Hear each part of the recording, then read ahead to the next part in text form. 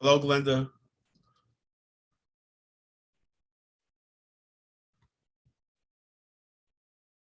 Wait. Hey, Glenda. Sorry. I've got Shirley and can you hear me okay? You're muted. You're muted. All right. Okay. So excuse me for being here at 3:03 instead of 3 o'clock. My apologies to everybody. I've got Janice. Janice, she's not here. Okay, well she's I have her in the waiting room. So you want me to go? Yeah. You let everybody in, or just wait until Mr. Kane is done? Whichever way you want to do it. They all are the same family. Okay. Okay. So I know you're gonna do him first because he's got to leave. Okay, here I go. I'm gonna turn the light on right now. So I need to put this light on real quick. Okay. Is that too much light where I'm at? Do I need to get in a little more? Well, you got a lot of light. I don't know why mine's like that. I know what it is. Anyway, his camera is perfect. So let's go ahead and get Mr. Kane's done. Yeah, I know you're not copying me, so.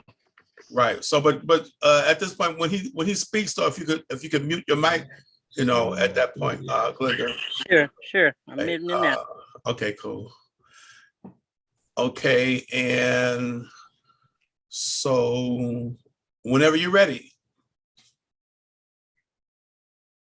So I'm on? Yes. Okay, good afternoon, world. I am Leonard Kane. I'm Shirley's son, Hattie's grandson. And today we're just sitting here talking about, my wonderful grandmother. This is my daughter, Valencia Kane, who's actually Hattie's great-great-granddaughter. If I could think of anything that I would say, she would always bring laughter to the family. But I'm always stuck on this thing about my grandmother having us paint bricks with interior house paint. She would have us paint these bricks almost every other week, and the rain would come and the rain would wash these bricks off. But everything had to be yellow and white, yellow and white, yellow and white. I really just don't understand. And even there's a tree that sits in front of our house on 5426 South Princeton that's still yellow and white. And when we planted the tree, it was a little shrub. Now it's a big, tall, maybe 30-foot tree, and it's still yellow and white. But my grandmother always had a heart for other people and to see them happy and things of that nature. And one thing that we can always say is, if you do it right the first time, you'll have to do it again.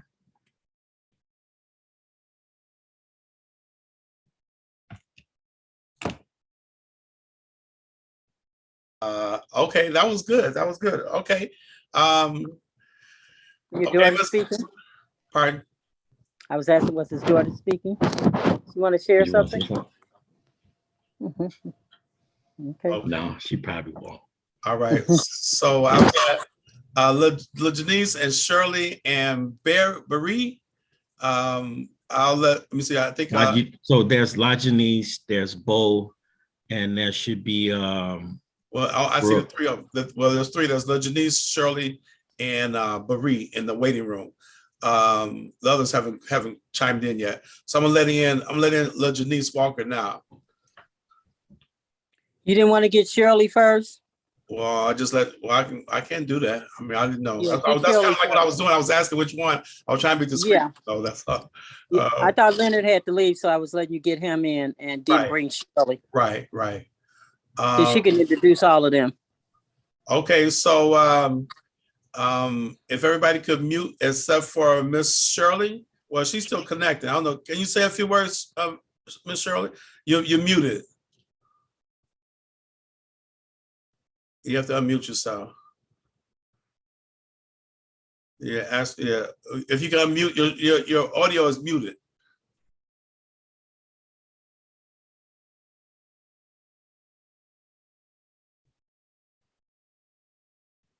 Yeah, you're still muted. Your audio. Okay. There you go. Perfect. So whenever you're ready. Pardon? Hello. Yes, I'm sorry. The question was. I can hear you now. Are you prepared to make your comments, Miss Shirley? Still can't hear me? Yeah, I can hear you. Yes, It's unmuted. I don't know why you can't hear me. I can hear you. I can. Yeah, he can hear you. Yes, he hear you. Can you hear I have us? no idea why you can't hear me. I can. Oh, maybe she can't hear us. We can hear her. Yeah. I don't know why she Maybe can't so. hear us. Maybe is she on the phone or It's computer? not muted. Okay, No, turn the she- volume up. I don't know what's going on. Turn the volume up there. That might be it. Maybe the volume for her to hear us, maybe the volume is not turned up. Leonard, is he still on?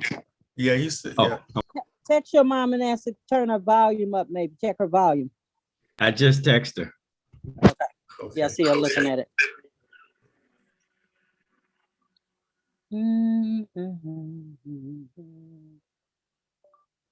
It's not muted. I don't know why you can't hear me.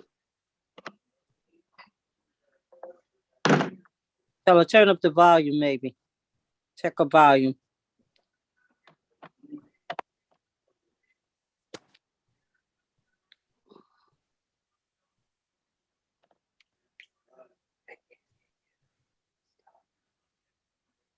Okay, so who's gonna start first? Me? Yes. Yeah. Okay, I'm Shirley. I'm the fourth oldest. I have one son. His name is Leonard. I have two grandchildren, Valencia and La Janice. I have two great grand, like Brooke and Bo. And I thought about, Mama would always tell me about when we was younger, we wore high top Buster Brown shoes, and she would take us and put our shoes on, and I would always take my shoes off, so she would double knot my shoes. So one day she couldn't find me, so she looked for me over behind the couch. She found me over there. She would always take a pin to loosen the knot. So I had a pin trying to unloose the knot. When she called me, I took the pin and stuck it in my nose. And what else? Another time we was living on Kimbar. She had this, must have been about a 61 or 62 Cadillac, but it had fishtail fin lights on it. They was draining the Calumet River, so you can go there and pick up all the fish you wanted. So Mama went there. When she came back home, the car was sitting down on the ground because she was loaded with fish. Everywhere was fish, fish, fish, fish. We had fish for breakfast, lunch, and dinner. And I just couldn't imagine nobody needing to eat that much fish. But even up to this day, I still like fish. Okay, go ahead, Leonard. I'm done already. Yeah, Leonard did his already. Are you able to, can you hear us, Shirley? If not, Leonard, could you text her, let her know that, we could hear her, but she's done. We're gonna go to Lanice, and I'm gonna mute her mic. La Janice. Hi, my name is La Janice. Not yet. Okay. Let me mute this one.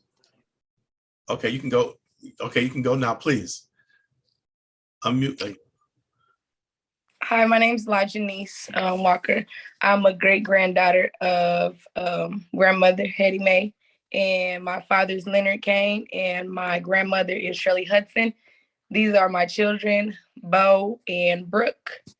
And a memory that I have with my grandmother was when I was, I want to say maybe 3 or 4, probably 4 or 5, I would stay on Princeton with her as my father would go to school or work.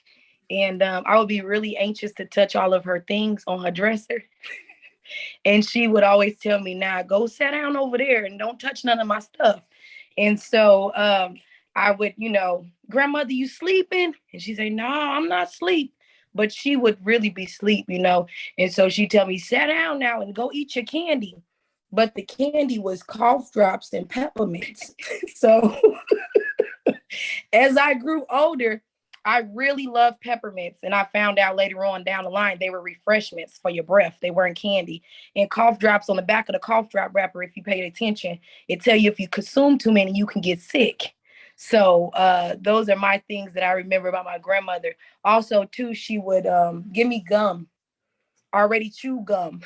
So whatever would shut me up, she would just be like, now you go on over there, chew your gum and eat your candy. So I just had those great memories of her. So as I grew older, I just cherished those memories. Yay. All right. That's good. That's good. Good comments, good memory. Thank you for sharing. So we've got, I'm sorry, but we've got Barry, B-A-R-I-E. I'm gonna let that person in now. Mm-hmm. The next person is B-A-R-R-I-E, and they're joining now. The audio. So is her children saying anything, Keith? I don't know.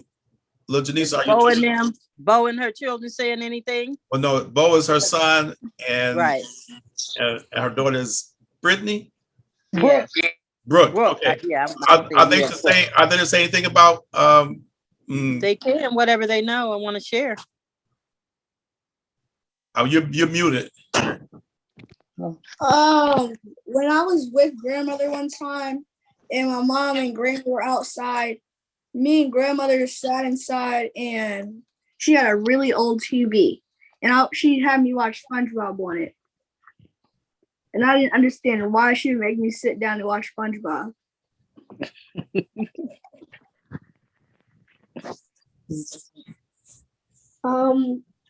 I like Wendy's because of grandmother, because when my mom was pregnant with me, grandmother would always give her the money to go to Wendy's, and so yeah, I like it.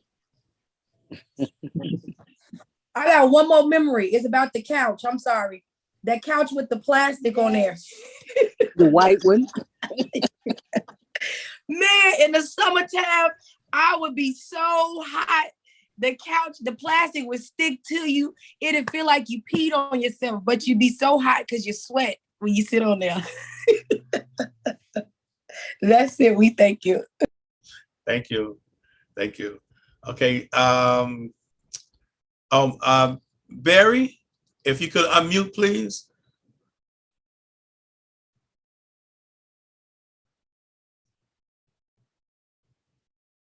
There. Okay.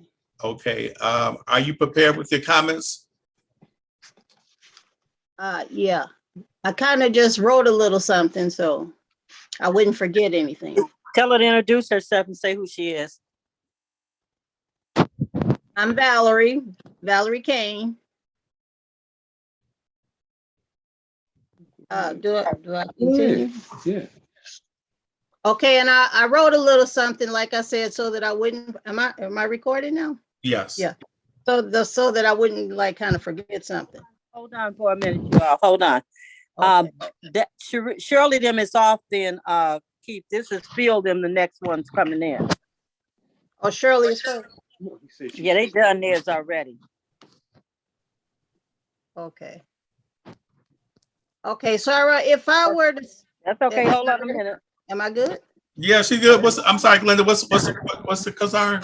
Yeah, Shirley then was on first. Now this the second family. Okay, let Shirley go ahead. Okay, no, Shirley them are through.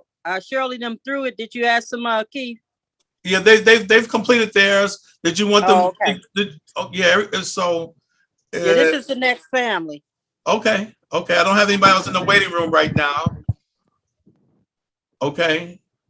Okay. All right. So, if I were to speak about Mrs. Kane, I would say there are three things that stood out with me. It was her youthfulness, especially in her 90s, her independence, and her jazziness.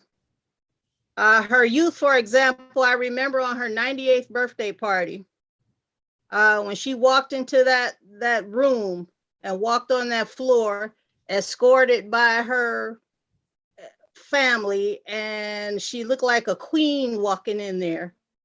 And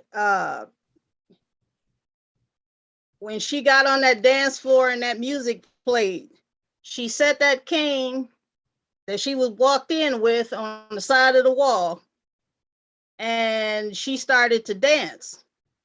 And when she started to dance, this is a 98-year-old woman, it was like my mind was saying, how low can you go? And she went low, and she got up real smooth. And I sat there in my chair, and I couldn't even get up and dance. And I'm 60 years old. And that woman just showed everybody out. And then we get to her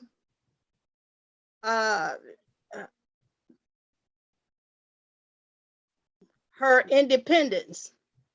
Okay, there's a song that I know it's a white people song, but there's a song by Frank Sinatra that's I Did It My Way. And that reminds me of her, because I'm sure anything she did in life, she did it how she wanted to do it.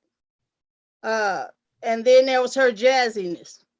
I have never seen Mrs. Kane with her hair out of place, and she's always had color and sparkle and flair when it came to her attire. And this is all from a woman with almost 100 years of life and stored knowledge that we all have learned from. Okay, there's one thing though that I can't go without saying. I've never thanked her for that 10th child of hers that she brought into this world, Phil, who I've known and admired since 1975 and have been married to for almost 34 years.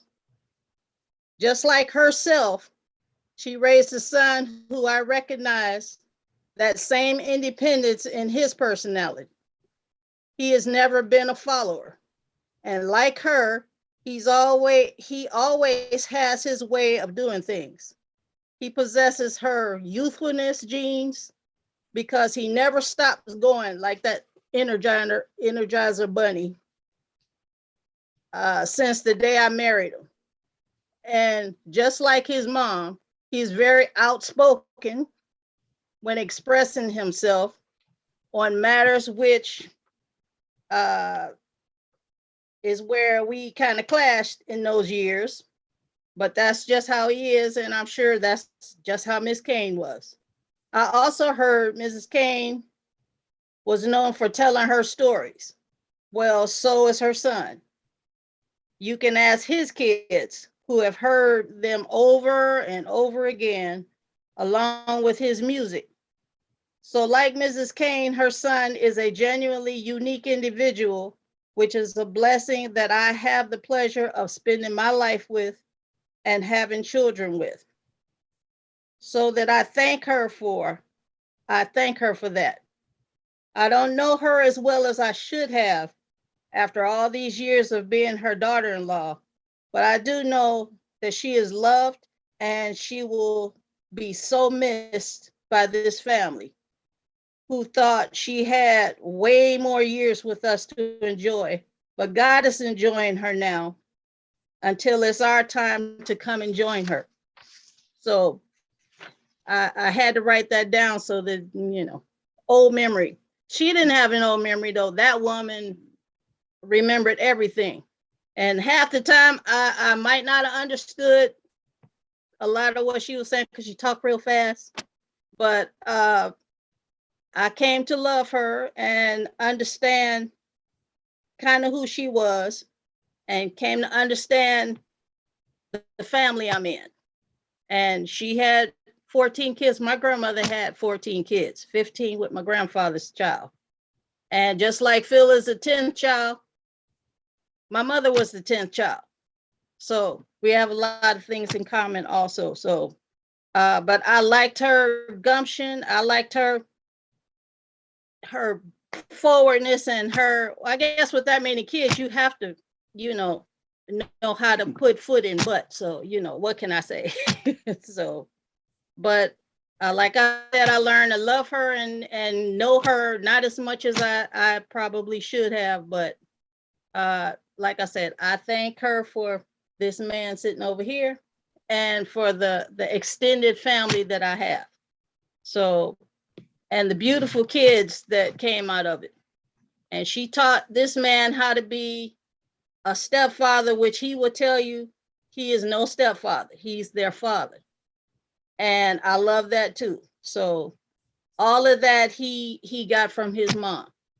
So I thank her for that. Want to go ahead? Yeah.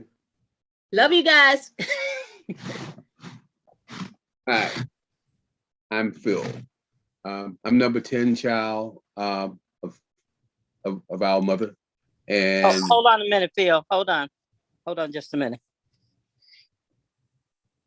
Hold on. Okay. So while we take a break, so for those who have given their presentations already, I'm gonna let you go. We got others coming in. I just want to make sure I make room for them. So thank you all for your comments.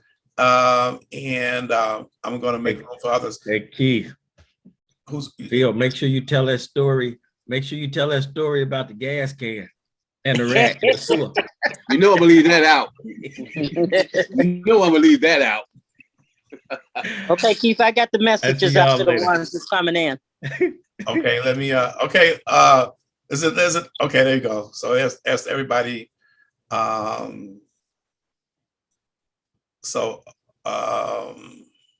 Just waiting for this app to cooperate. Okay, Phil, you can go right ahead now. Okay, so I'm Phil once again.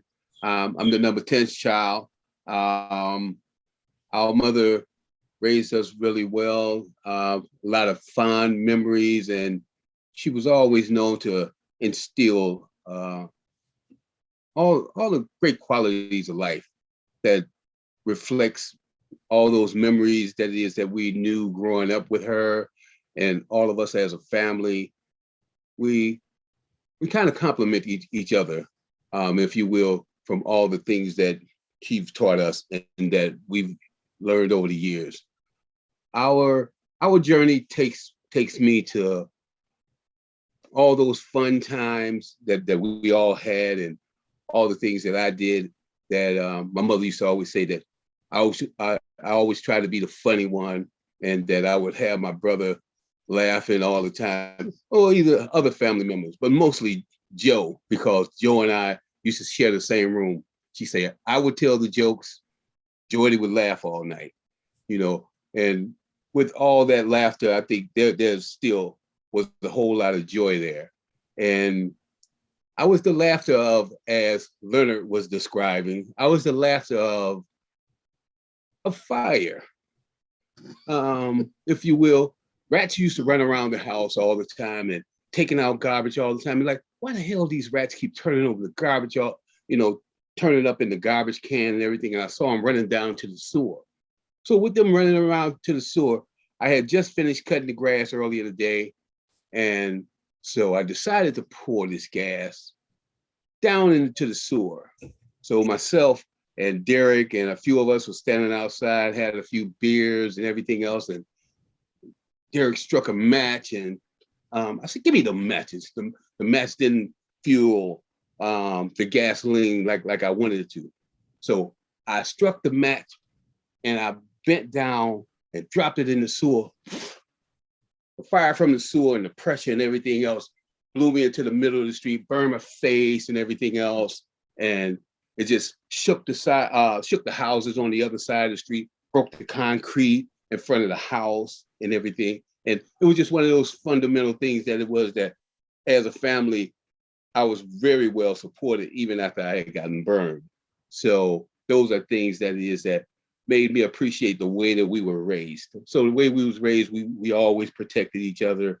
My mother had given us that, and all the other things she had given us in life. Between that and all the things that we were taught, there was a certain amount of, if you will, courtesy of how we ourselves treated our mother. And I think we treated our mother really well, for her time here. So that brings me to how it is that we got to today, that it was that everything was really fond memories and all those things that came along with things she had taught us. So I'm gonna go back to like when we grew up on 43rd Street, from what my first recollection was. And that's how we got to here. There was cakes and pies on top of the piano. Don't forget the And oranges. in cakes, pies, oranges, and just that general scent. And in those little bowls on that Lazy Susie, peppermints and stuff like that. And one of the times listening in on a song that I tell my kids that is that the greatest song ever made, and if you ever ask them, is How Sweet It Is to Be Loved by You. Every time I hear this song, it reminds me of all those fond memories of family, of all the things she had created, as memories with those cakes, those pies, those pianos, of course, gifts at Christmas time. You know, those things was wonderful. And, you know, how the song portrayed something. And each time I would hear this song, at times, I'd stop and just stop whatever I was doing, because this song just meant so much more to me than just cakes and pies. It meant that it was really sweet to be loved by her, you know, and you and you and you and everybody else in the family. If you ever get a chance to really listen to that song, listen to it on Marvin Gaye live at the Oakland Coliseum, and how he really expresses in that song, that just carries me to a whole different level. Sometimes, you know, especially now, it makes you like feel so good inside that, you know, you get these chills on your arm, and then almost make you just get this overwhelmness and tears in your eyes. I'm only saying that to say that it is that I really, really want to say, I want to stop and thank you. How sweet it is to be loved by you, because you were better to me than I had been to myself. For me, there's you and there's nobody else. And I like to say that I think our family really got it together there. And I would never trade anything in the world, but still, I want to say how sweet it is to be loved by you. Thank you very much. That was it was good to hear that. Good. And I remember that song myself. I gotta go listen to it with Marvin Gaye at the Palladium. No, at the Oakland Coliseum. Oakland Coliseum. I'm definitely gonna listen to it later on today, for real. Yeah, because it's a live version, but it doesn't come. It comes in this medley of songs. Okay. But it's just that last one, and especially the way he does it. Right. Got it. So Phil, he had about 10 more minutes. He got anything else to say? Because they came in early. Oh, you have anything else you want to say? No. Well, besides that, you know, everything that is that I've said so far, you know, stands true to what it is that we've stood for over these years. And like I said, this man, I heard that your mom has a lot of stories. This man has a lot of stories too. And but the part of my story, my total legacy, and I don't know how I did all of this before I did.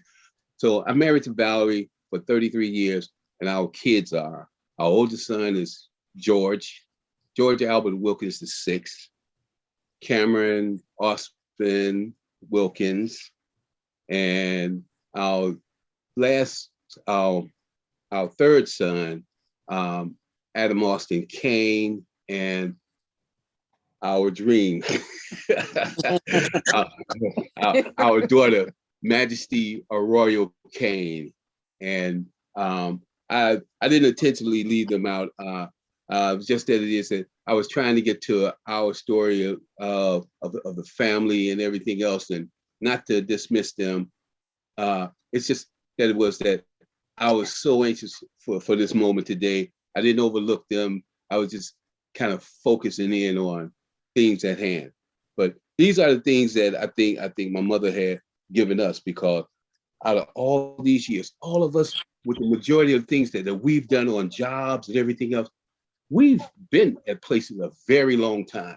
I myself, I've been working at my job for 44 years, and some of my other siblings them made it through over 30 years. You just don't get to go one place or any place not knowing stability because someone taught you that.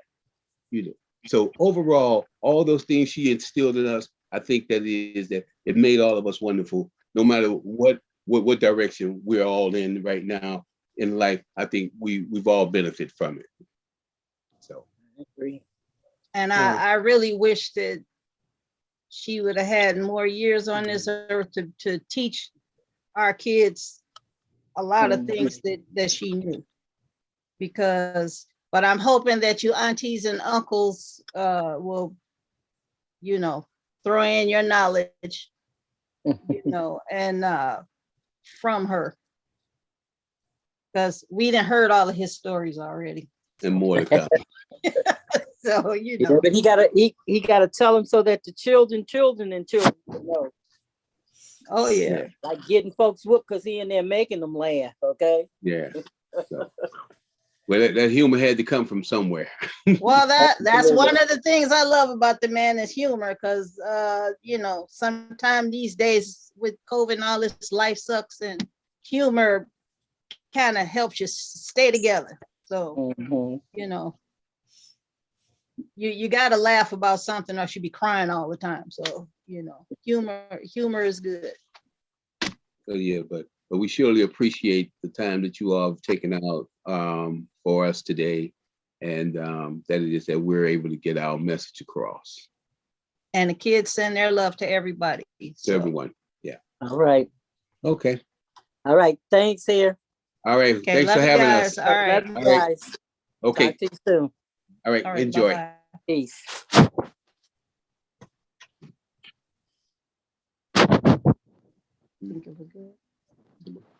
Who's next on the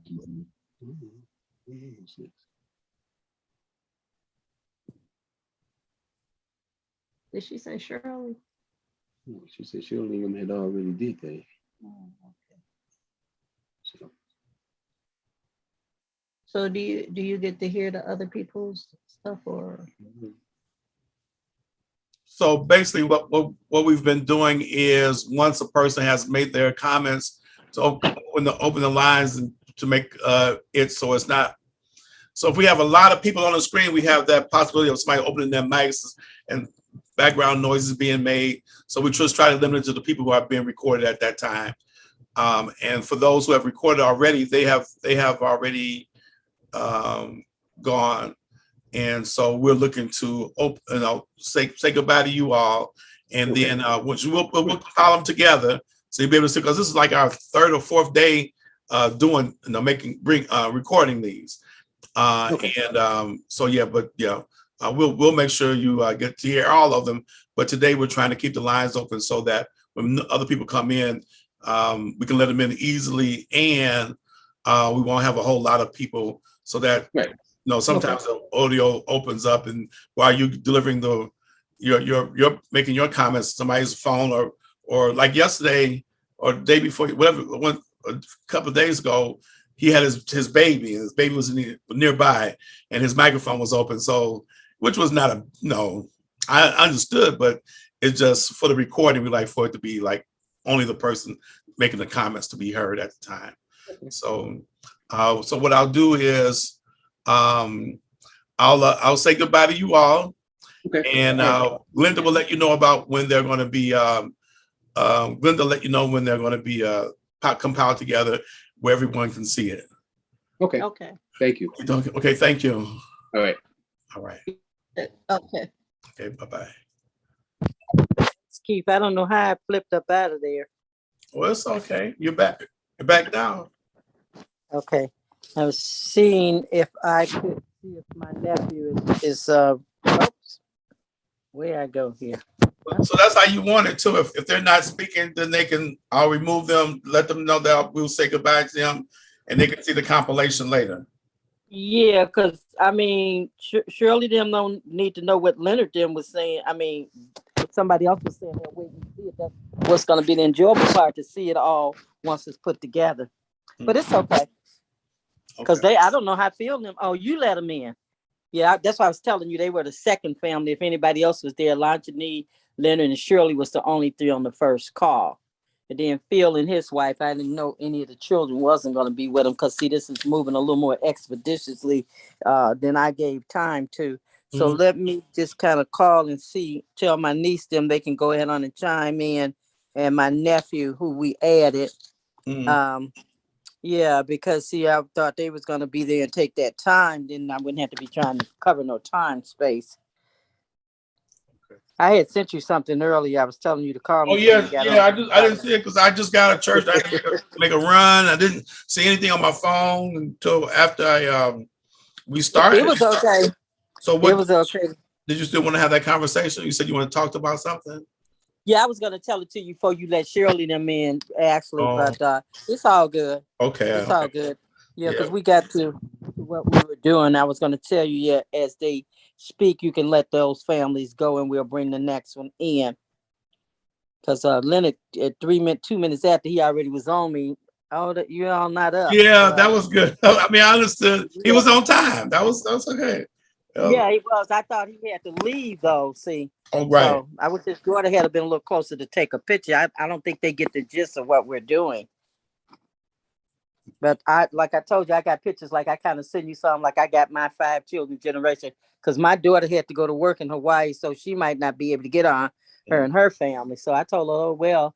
I told her I'd talk to you and see. Was in any way because this now they will call her today to work I and I thought ain't called her in 2 I, weeks. I thought you had made a script of things to do to send to them to let them know to be mindful of the light and putting the camera at the top of the head. I did. Oh, okay. Well then, as best you could, I've I learned. talked to her I've learned. text, Yeah. face the light, and see how you're talking. I asked if they want to try a run. We had a few minutes to do a trial run, see how you look and stuff to, put that in. See, because Valerie had already started, and she really should have let Phil start it. Who was Valerie? Phil's wife, the last one she just did. Oh yeah. Well, when we edit it, yeah, we could reverse it if that's what you want to do. I figured you could. How do you put the information in front? I told them, everybody introduce yourself, all of your children and whatever. And I don't think anybody got it after I told it to them, like I said, but I'm like you, I can't worry about it. I think when you do stuff from your heart, I think you just accept it from the heart and go ahead on and do what we're doing. Right. So let me see if I can text Joanne and see if she'll get ahead on and get out of our way. So Joanne, is Joanne somebody we did already once before? Yeah, she. Okay. Yeah, because then Derek's children is next, and that's gonna be, as far as I know, just Raven and Jordan. I don't know if my little nephew coming on, and I know my brother Derek said he didn't want to do it right now. So you got somebody coming at 4:45? No, we have somebody coming on before that. Well, I was working on making it where it coincide with the time. I gave everybody kind of 25-minute window, even though I know it probably would be, a 30-minute window. I thought it'd be about 20 minutes. So the next person due on, let's see, Fielding was just supposed to come on at 3:35, but of course, Shirley them 4:35. You got 4:35 on here.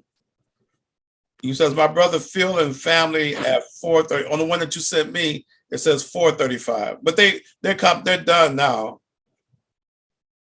Oh well, I think it's a typo because it says 4:35 to 5:05. You can't go backwards in time. So it was just a typo. You gone, Glenda? What happened? Oh.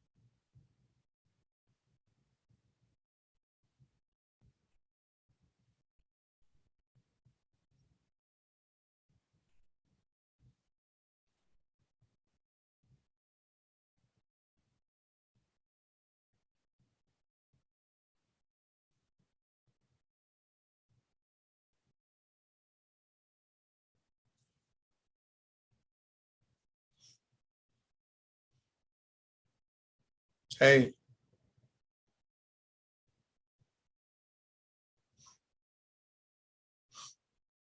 You muted.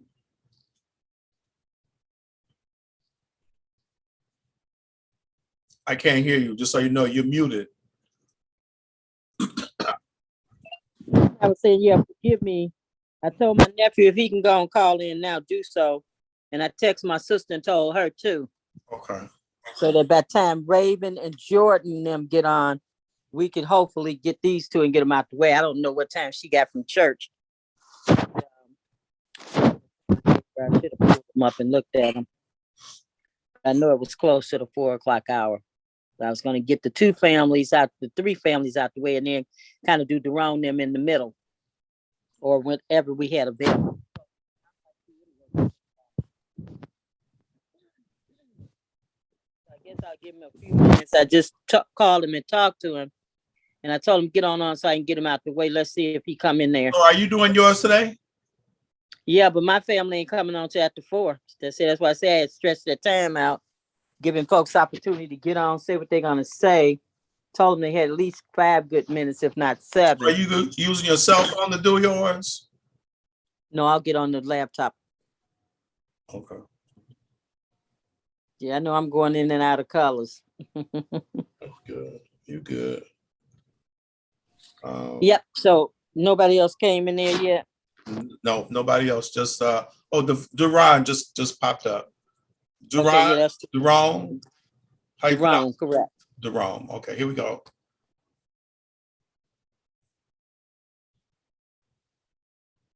His audio is coming through. All of them, they need to say who their parents are, then what the children. So you want, so I'm gonna let you do I'll it. tell them too. Okay. Yeah. All right. Okay.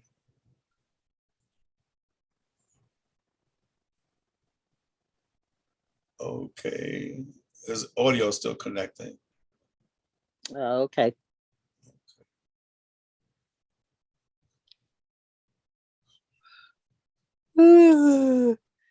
Excuse me.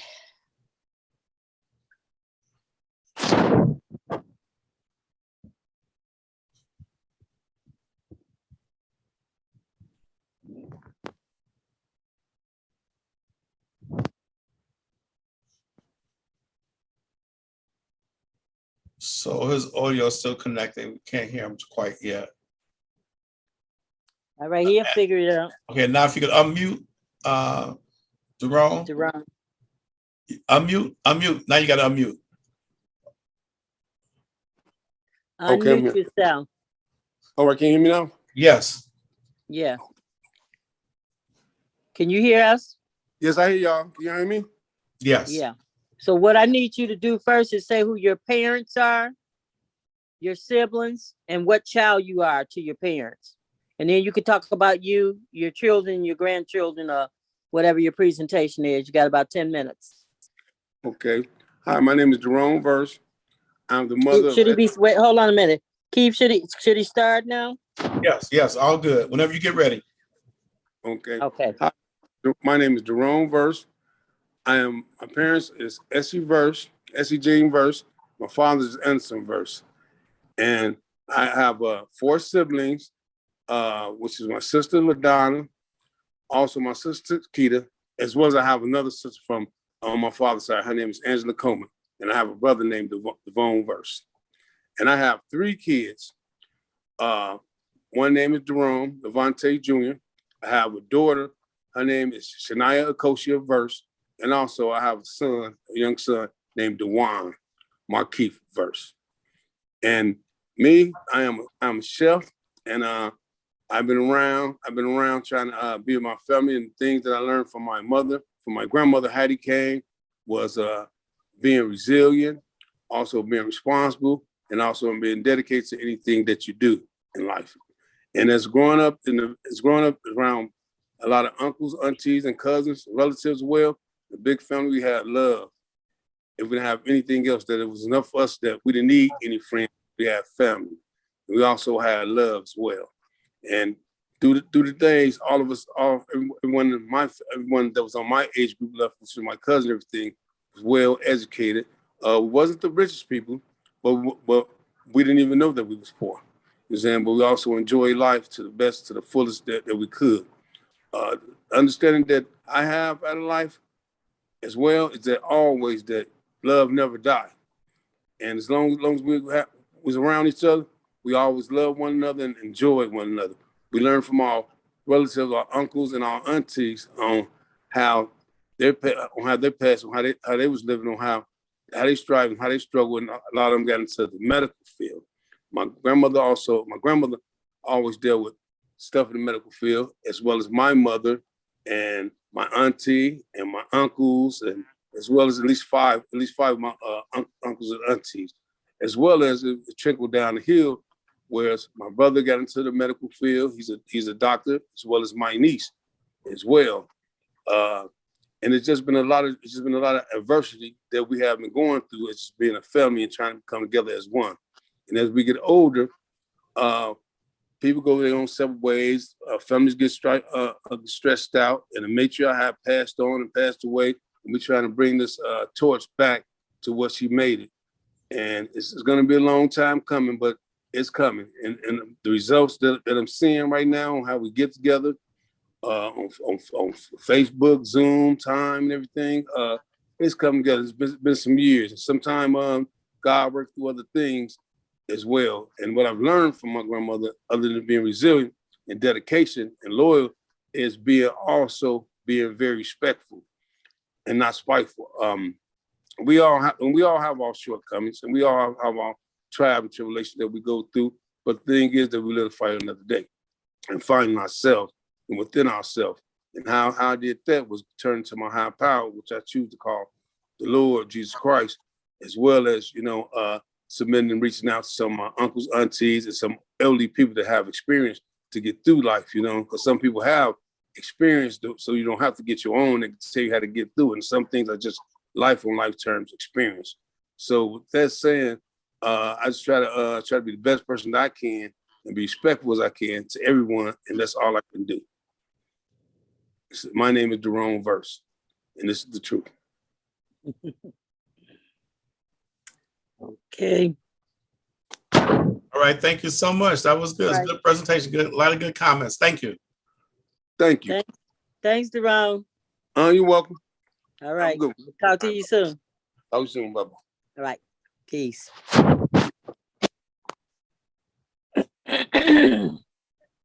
Okay, Keep. I don't know. Nobody's chiming in just yet, but it's the two of us right now. Okay, yeah. Called in, yeah. Let me. My niece them supposed to be on. Excuse me. See. I don't. You touch this old phone and it just go everywhere. Let me see. I'm trying to reach over here. So they're 410, but I think I told them 405. I could text them. Let me see if I can do that without disturbing my you. Okay, I think I can.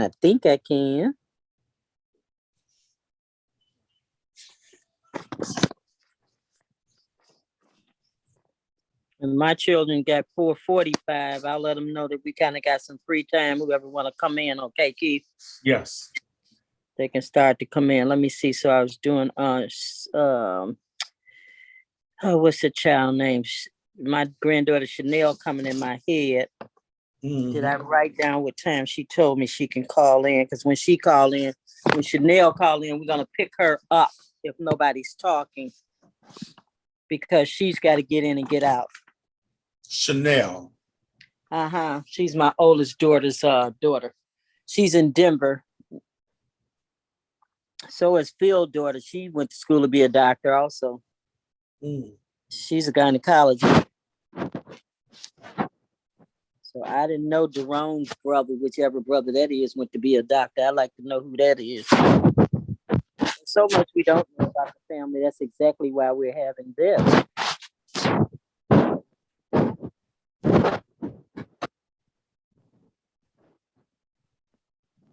Yeah,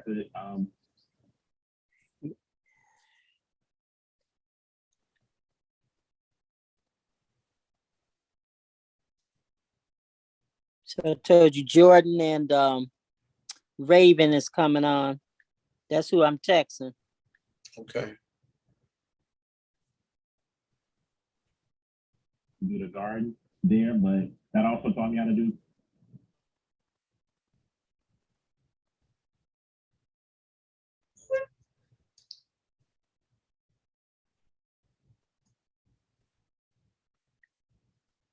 Rashida in. She's on.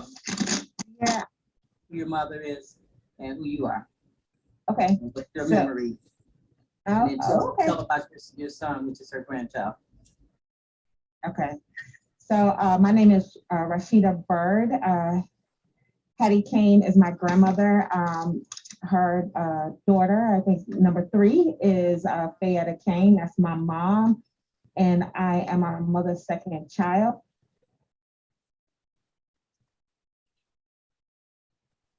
My grandmother Hattie, she was always a very sweet and kind person. When I was in her house, it always felt like home. And looking.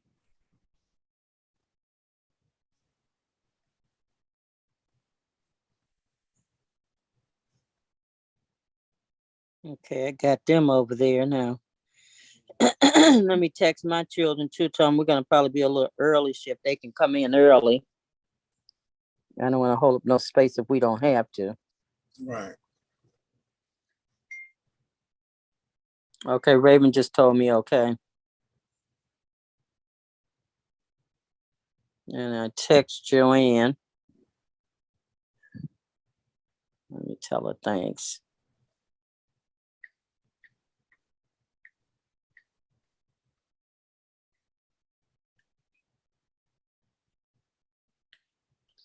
Yeah, I probably had to turn my whatchamacallit around out the light too. So I'll start positioning myself. So Raven them and Joanne and us, that's it. Not sure what time, let me see, what did my granddaughter say what time she was calling. I text you a message, so I didn't look. I didn't write it on my paper and I should have. So let's see, where are we at right here? Okay. So, no, it's not even on there. Okay, so what did I do? Give me this one. Raven, Jordan, and my children. Aaron and Dorothy, Chanel. Chanel says she can't get on till 5 o'clock Chicago, 5:30 Chicago time. That's a whole nother hour away. All right, we'll have to try to see how to work that. I don't know if Shatanya gonna be up in time enough, but whoever didn't get, I just had to see how we can do or what we can do. Because I think Shatanya told me she has. Let me finish this and then I'll come back on and tell you. Where that's at.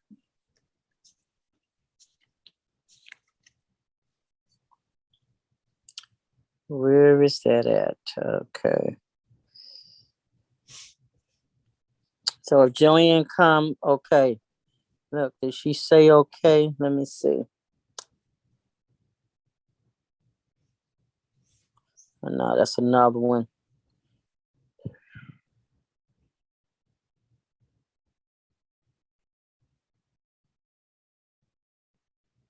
Raven Joanne. That sounds talking about 5:30. Okay, now let me go to my children.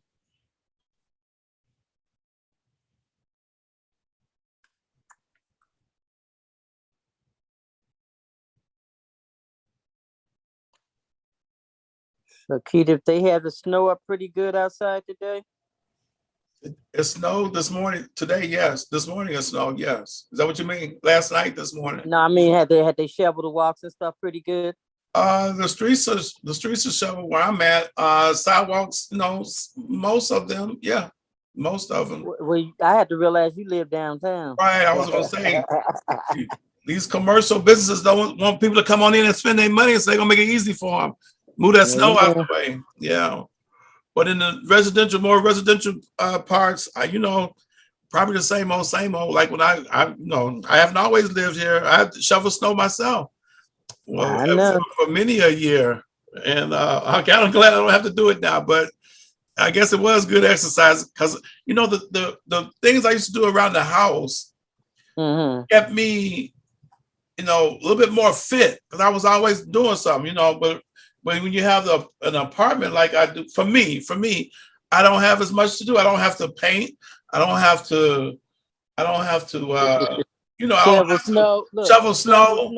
I ain't gotta walk all the way out to the alley with the garbage. You know what I mean?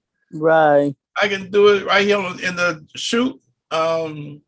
Just so much.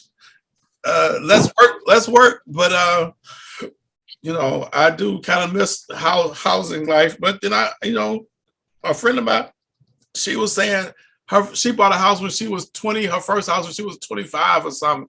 She said if she had known about she would have bought a condo instead. She just didn't know.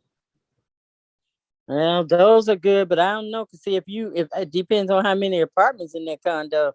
In that building, yeah, for sure. Yeah, because if something happened, then you end up having to put that whole bill to get something fixed. Yeah. So I don't know. Half a dozen in one hand and the other. I know I'm touching all my children up, Keith, just so you know what I'm doing. Okay, I got Raven who's waiting to come in. Okay, let them wait about 3 more minutes. Okay. Jordan there? No, just Raven. Raven came. Well, just wait. Her sister's supposed to be getting on too. I ain't trying to keep on waiting on no folks. She can wait a few minutes. Let me see.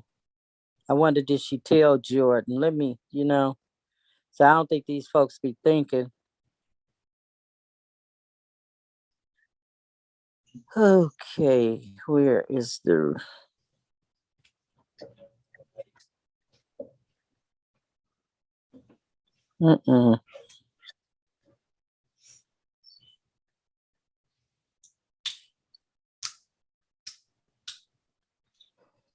I got to learn how to work my stuff.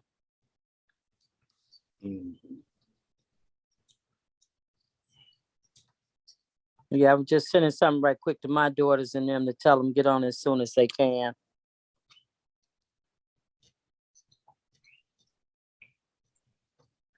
And let me get my other niece. Let me know when that Raven in. Okay, just hold on. I'm trying to wait on her sister. Okay. Yeah, Jordan.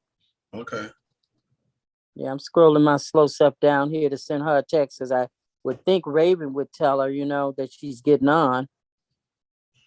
Okay.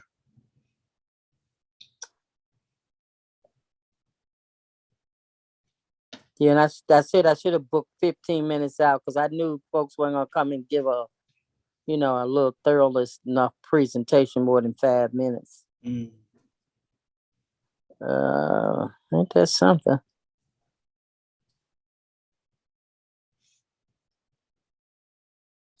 Okay, let me do this like this. So Jordan's waiting to come in.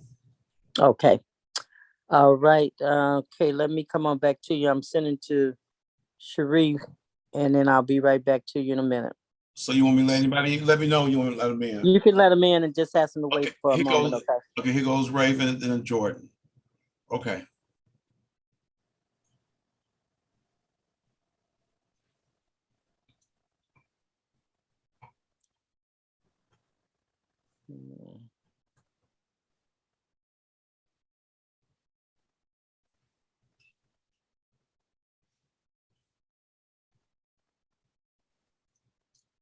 Okay. Waiting for your audio to connect. Okay.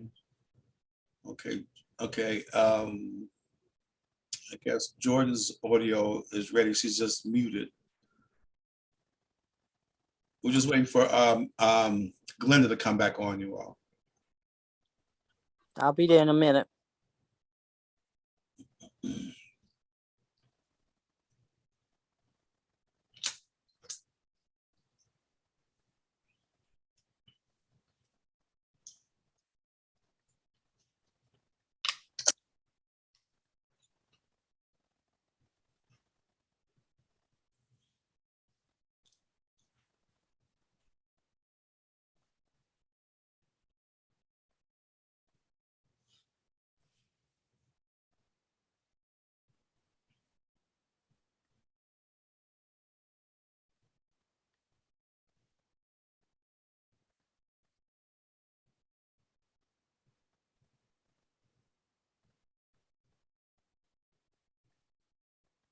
Almost through.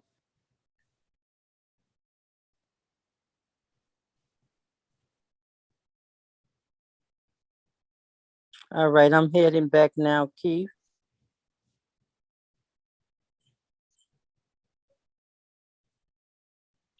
All right, Keith, I'm back. Thanks.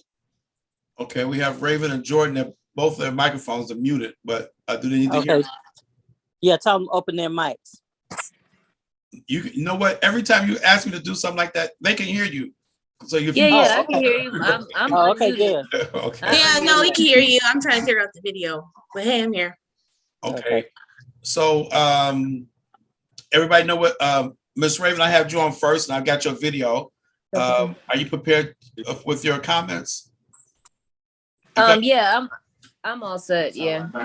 Okay.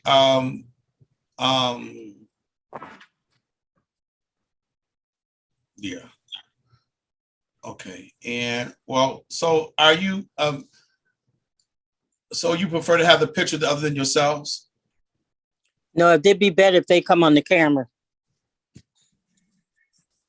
Because we don't want, in case the voice gets something that we can't hear, so we can see the face because you're recording them.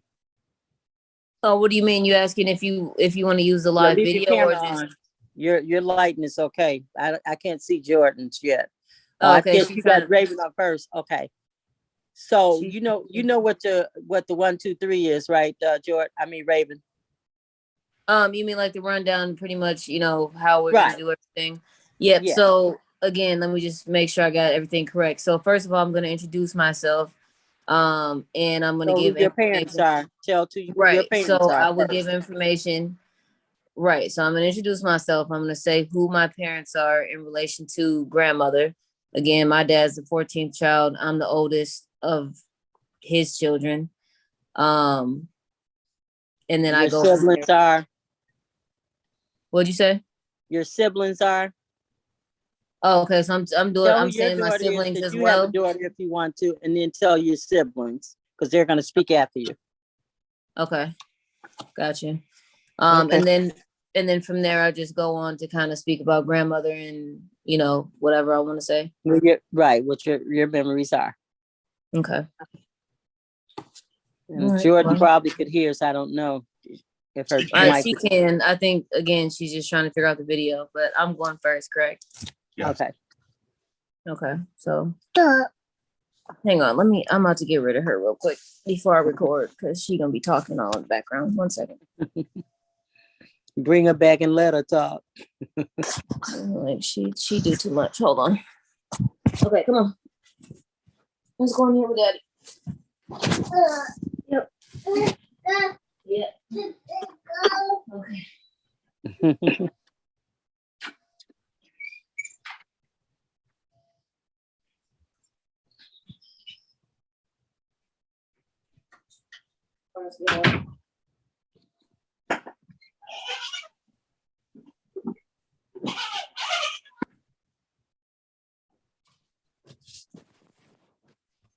Okay. Now let me. All right. Keep her lightning for you. It's kind of washing her out a little bit. Man, I can try to. So if the light can go behind the camera. I got a bunch of junk in the background. Yeah, because the light is washing you out. So okay. So if the light is hitting your face, it's better. The more the light hits your face, the better. Okay, give me 1 second. Okay. Just turn your chair around a little bit. So now the light is hitting the camera. It's in the back of your head. No, I know. I'm about to turn around. I need to get a better setup because I understand. I'm in my daughter's room, man. That's fine. I don't really have a. So more so this way. Yes. Yeah. Okay. All right, give me 1 second here.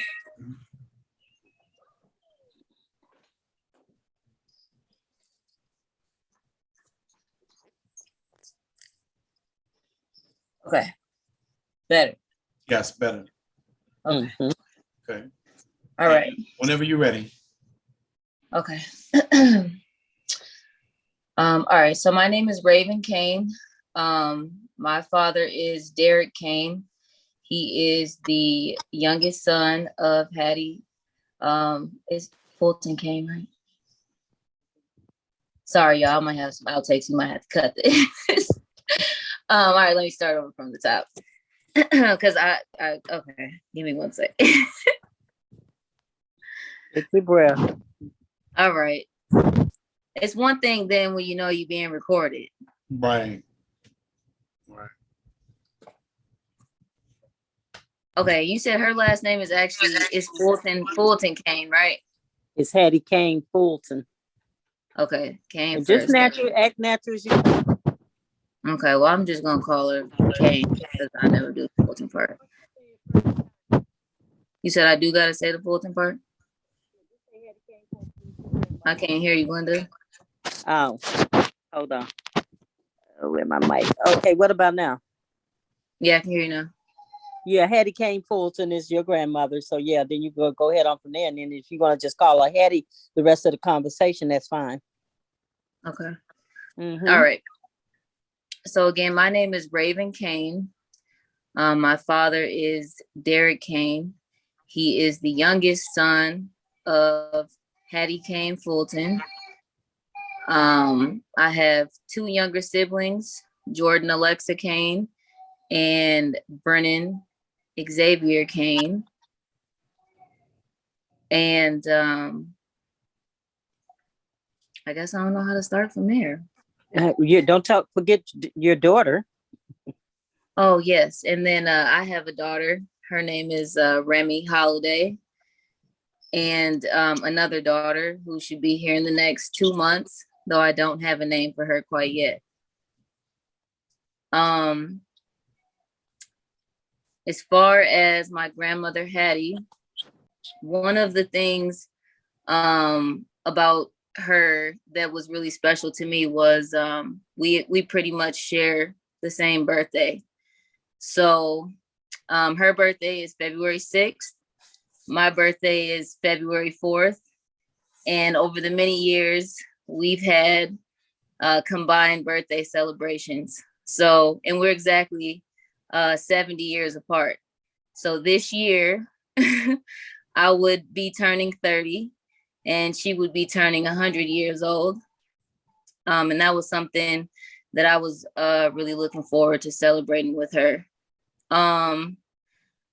Over the years, what I remember most about my grandmother was, for one, just how flashy and how well dressed she always was. You know, it didn't matter if, you know, first thing in the morning, she was getting up, doing her hair, putting on her makeup, putting on a full outfit for the day. And babe, I'm recording. That's why I said don't come in here. I'm on the call. Can we edit all this out by chance? Yes. Okay, I do apologize because I got a lot going on in my house right now. Are you taking her with you?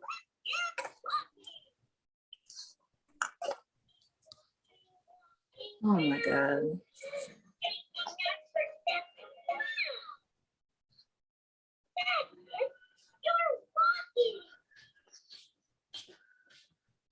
You taking her with you? I told you I had to do this.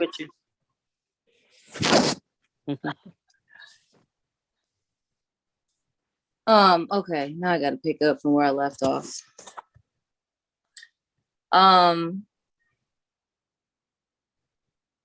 Okay, y'all. Other than that, let me see.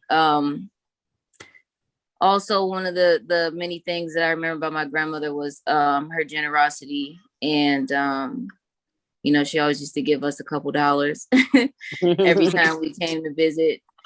She always slide us a dollar or three.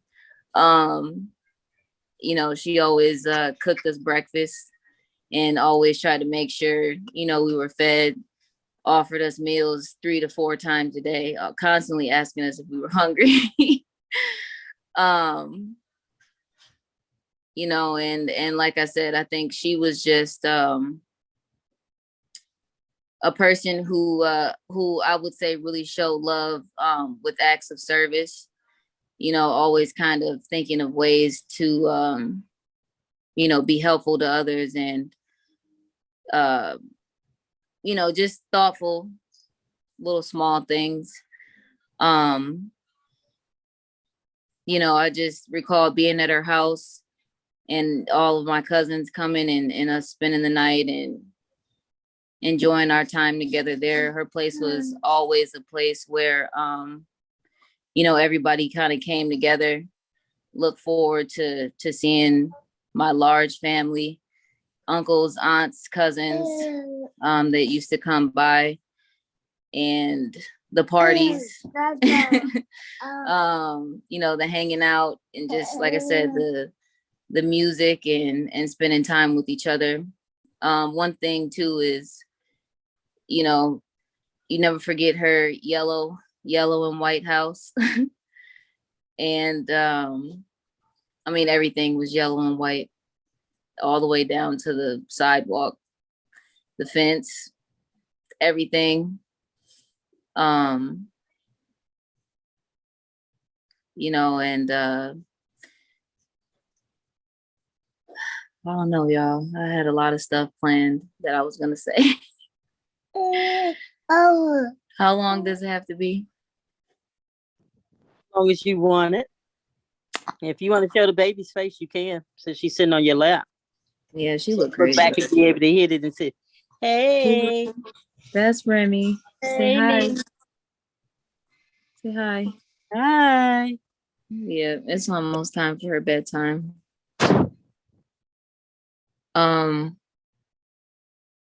Yeah, I probably should have wrote all my stuff down. That's all I got right now. Y'all. Well, how would you sum it up? You said, how would I end it off? How would you sum it up? Oh, okay. I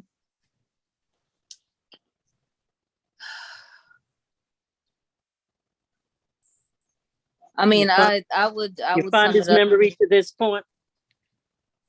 My fondest memory to this point. It's just like a collective, again, just kind of being at her house and spending time with family, and the get-togethers that we had, and the trips that we took to visit her because we were out of town. So, I always recall, seeing her every time we were there, making sure that we visited her before we left. I did see her 2 weeks before she passed. I stopped in and brought the baby. It was just, she was there. Nobody else was there. So we sat around and hung out with her for a little while. And she, I don't know, it was the first time she had her hair done a little different. She had, I don't know, she flat ironed it or she had did something that morning. And she was up because we might have took her to the hairdresser. Oh, okay. So it looked like she had got it like flat ironed and kind of curled, it was different from her usual, kind of pinned back with the hairnet. It was just out there. It was a different style for her. And she was making her a sweet potato, and we were talking, and she was I had mentioned that we were planning, to do something for her birthday party. And of course, she always liked to say, "Well, how old will I be, this year?" And I'm like, "Oh, you'll be 100, Grandma." And she was like, "Oh, okay, I'm an old lady." And then she do that little dance, she shimmy down and kind of drop it low, and then she came back up. And yeah, then before we left, she slid Remy like $3 in her little pocket before we headed out. And that was the last time I saw her or had spoken to her. And yeah, I just I didn't expect for her to be gone so soon. You know, even at 99 years old, she still seemed like she had much life left to live. And yeah, I'm just gonna miss her a lot.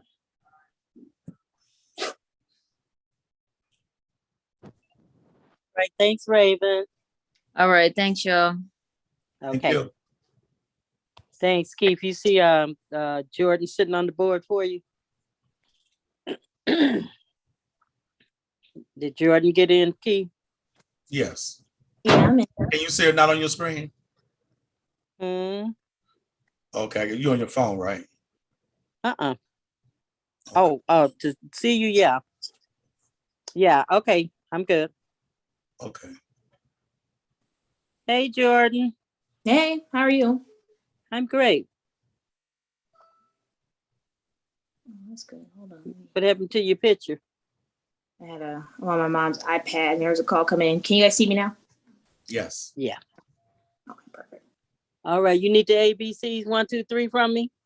Yeah, I heard the beginning, but I had to switch devices. So go ahead and run through it again. You know, just kind of saying who your parents are and your siblings, your niece, and your memories of mother, Hattie Kane Fulton. Okay. So my name is Jordan Kane. My parents are Derek and Anita Kane. I am the second daughter of Derek, who is the 14th child of Hattie. I have older sister Raven and a younger brother Brennan. What do I remember most about Grandma? For me, it was always a special time every time I got to see Grandma because we didn't live in Chicago. So whether we were passing through to visit either my mom's side of the family, we always made a point to stop to see Grandma off the highway in her little yellow house. I think my most fondest memory of Grandma was when she had her extended stay when we were redoing her house. So she came up, she was only supposed to be here for about a week or so, but I think she ended up being here for 2, maybe 3 weeks. I remember her being here, and that was the most time uninterrupted that we got to spend with her. I remember she taught me how to skin a fish in that time. My neighbor, who was just about the same age as her, had went out and caught some fish, and she would skin them in the basement.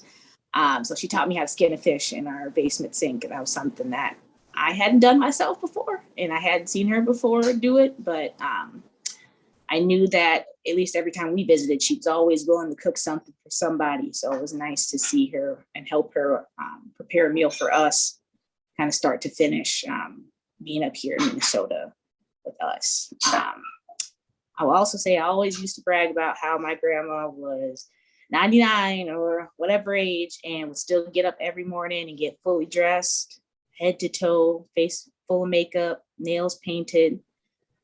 She'd do something with her hair. I was always obsessed with what grandma was going to wear. So going to all her birthday parties, seeing what outfits she would pick out, and it was always color coordinated. I loved that. I'd like to think of myself a little fashionista. I have one of her hats on right now. Just putting together outfits and really just trying to coordinate, look the best that I can whenever I was in her presence, because I know that's what she would wake up and do every morning.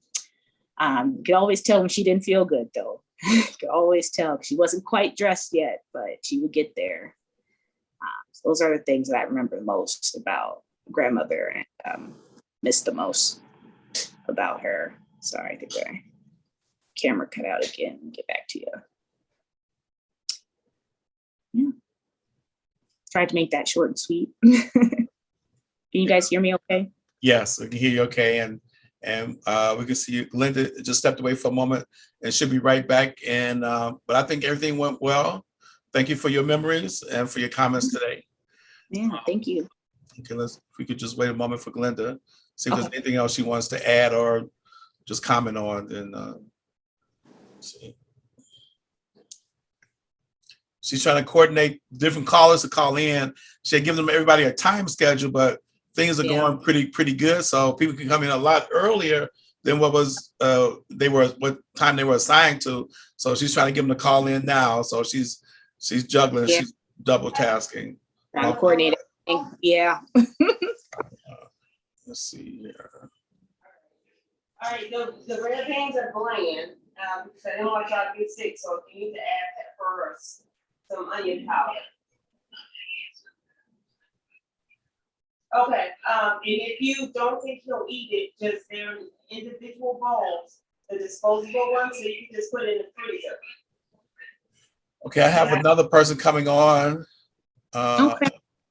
Glenda. Okay, so Jordan has given her comments, and I'm about to bring in Sheree. Okay. All right. All right. Thank you so much, Jordan. No problem. Bye, y'all. Okay, bye-bye.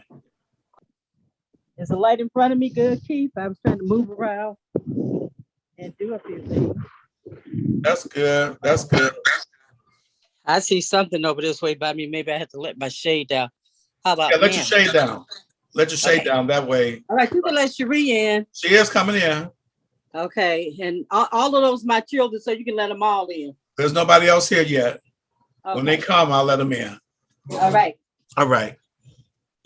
How many you got coming? 4? Sheree, Janard, Shatanya, Sydney, Chanel, and Randall. Okie dokie. They all coming at the same time. They are?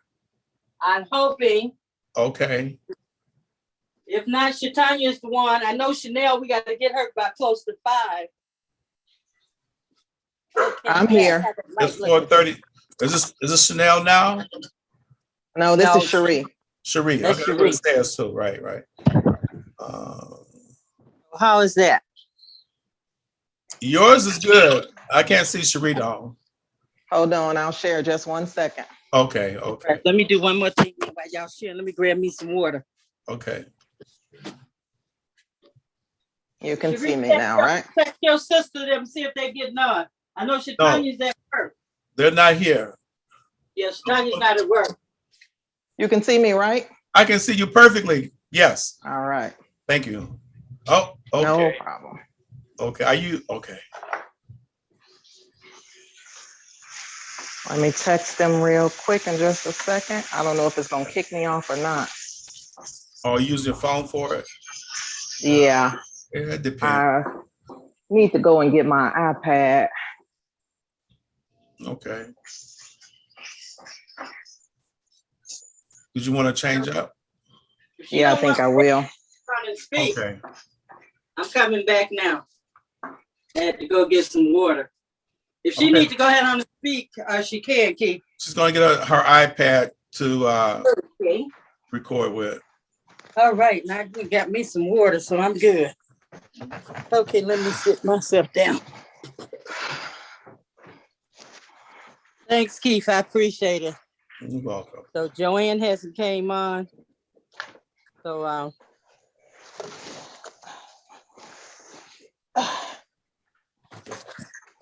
if she get on, Keith, fine. If she don't, I ain't concern myself. I ain't calling nobody else but my children.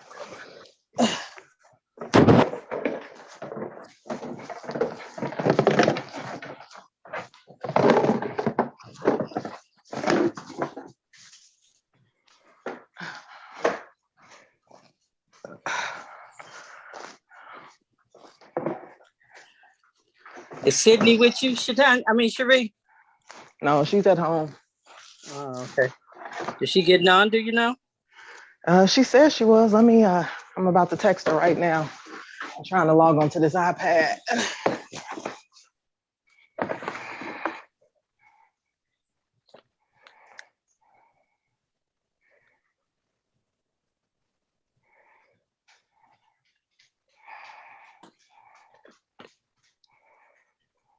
Trying to finish, keep something. I had wrote a poem the day they called us and told us my mother had passed. Janai did too. I wish she'll say hers today. I should have asked her. So we might put one at the beginning, the opening of it, of the documentary when we finish, and at the closing. Okay. Okay, I'm about to log in on my iPad. So once you do, we'll cut off the cell phone because you can get that reverb sometimes. Right. Right. Yep. Okay, let's see here.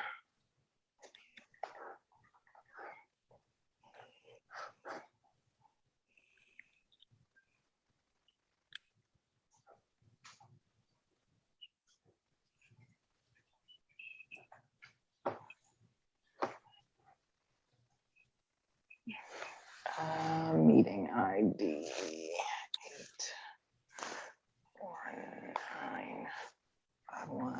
8495101 0258.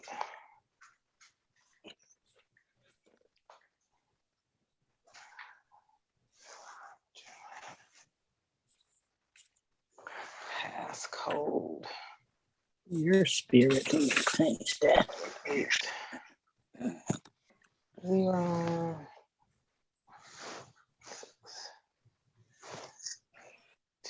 Okay. Okay. Thanks. Continue. Sheree. Okay. Okay, yep, that's me. I'm gonna hang up. Okay, cool.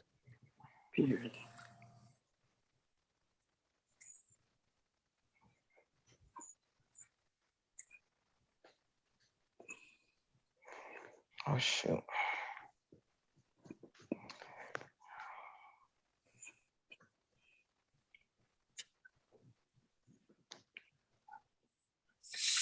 New channels.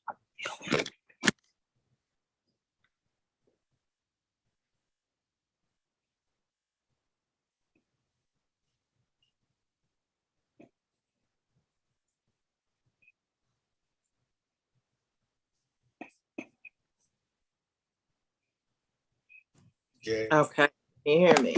Yes, yes, sure can. Perfect. Give me 1 minute. I'll be right back. Okay.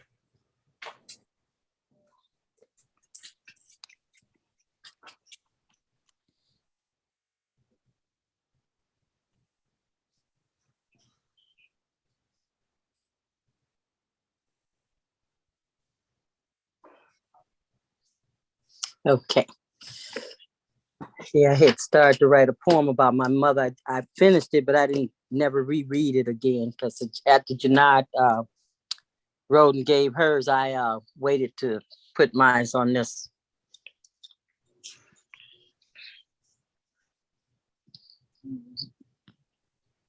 So Keith, you hear me pretty good? Hey, good. Oh, Real wonderful. Good. Yeah. So far, everything's going good. Yep. Just to see how we can linger to get Chanel in there. She's in Denver. Okay. And Randall, my son-in-law, is on the road. Shatanya's at work. So I just have to try to see how we can navigate whatever else is we're going to be able to do or not do. Okay. Sheree, you know what your comments are going to be? Yes. Okay. And Okay. I was. Mhm. So nobody else is in the room besides her? Nope, it's just the three of us right now. Right. Okay. I think Janard is doing something maybe with Phoebe, so she might be coming in a minute. Let's give them a few minutes and then we can get on started. Okay. So you want to wait? You don't want Sheree to go now? You don't want her to wait until then? Yeah, however you want to do it, Keith, whatever best. I would suggest going ahead now, and that way when the others come in, we can just go ahead and do them. Okay. Okay. All right. Okay. Sheree, whenever you're ready. Okay. Hi, my name is Sheree Fulton Jackson. I am the eldest daughter of Glenda Fulton, the fifth child of Hattie Jackson. Not sure what I really wanted to say here. Just Hattie kind of. Fulton, you mean? Oh, what did I say? Hattie Jackson. Oh, I've given a woman a new name. The fifth oldest child of Hattie Fulton. Anyway, what I wanted to say here, I think, was just a few memories about my grandmother and spending time at her house. It was mostly good times there. Lots of fun hanging out with the cousins on the midway, hanging out with grandma, going to the racetrack, picking her lottery tickets. And some of the things I'll never forget are just going to the racetrack and getting everybody in the house getting woken up by her when she came in from work, because if one thing wasn't clean, everybody had to get up. So if somebody didn't mop the floor, it don't matter if you did your part in that kitchen, you had to get up. Everybody had to get up until it was clean. Didn't matter what time it was. We were all up. So, and she was like, oh, you're gonna do it right or don't do it at all. So good times most of the time, and just hanging out, sleeping with her. And I remember one time I lost a lottery ticket when she sent me right down the street to the store. It's half a block away. And I don't know what happened to that damn lottery ticket. But by the time I left the house and got to the store, it was gone. Couldn't find it. Have no idea what happened to it to this day. But that's about it. All right, there's your leaving comments. My leaving comments? I don't really have any leaving comments. Maybe I would if grandmother was still with us. I was truly shocked to get the news that she had passed. I didn't see that coming. I just knew that she was going to be walking out of that hospital. So no really last comments. You know, she was blessed to be here so long, and we were blessed to have her so long. That's it. All right. Thank you. You're welcome. Thank you. And so it's just the three of us still. Linda, no one else is coming to the waiting room yet. Okay. Yeah. Janarta should be on their way. Let me call Sydney. See if Sydney is available. And Chanel said she'll be free by 5 o'clock. I'm just hoping nobody's talking at 5 and you can grab her. Yeah. Is she, I don't know what time she had to go to work. Is she coming from work by 5 or what? Yeah, she said she'll be able to step out and give us 10 minutes. Janard is coming in now. Okay. You see Nada? Or no?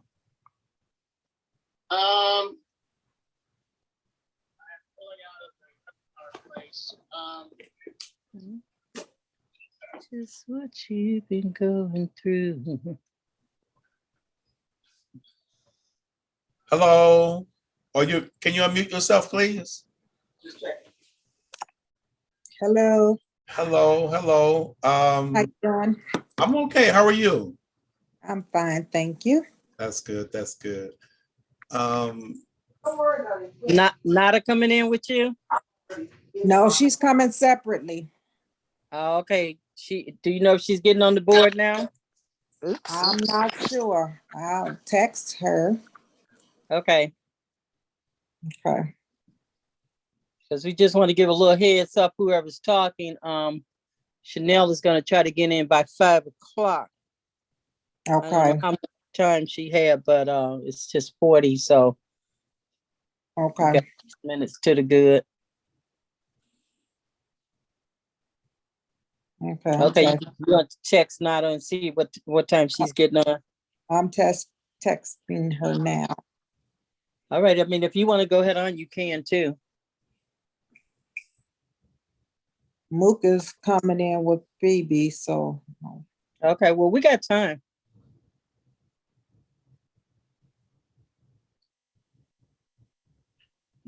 Did the boy go to work? Yeah, I guess so. Mm.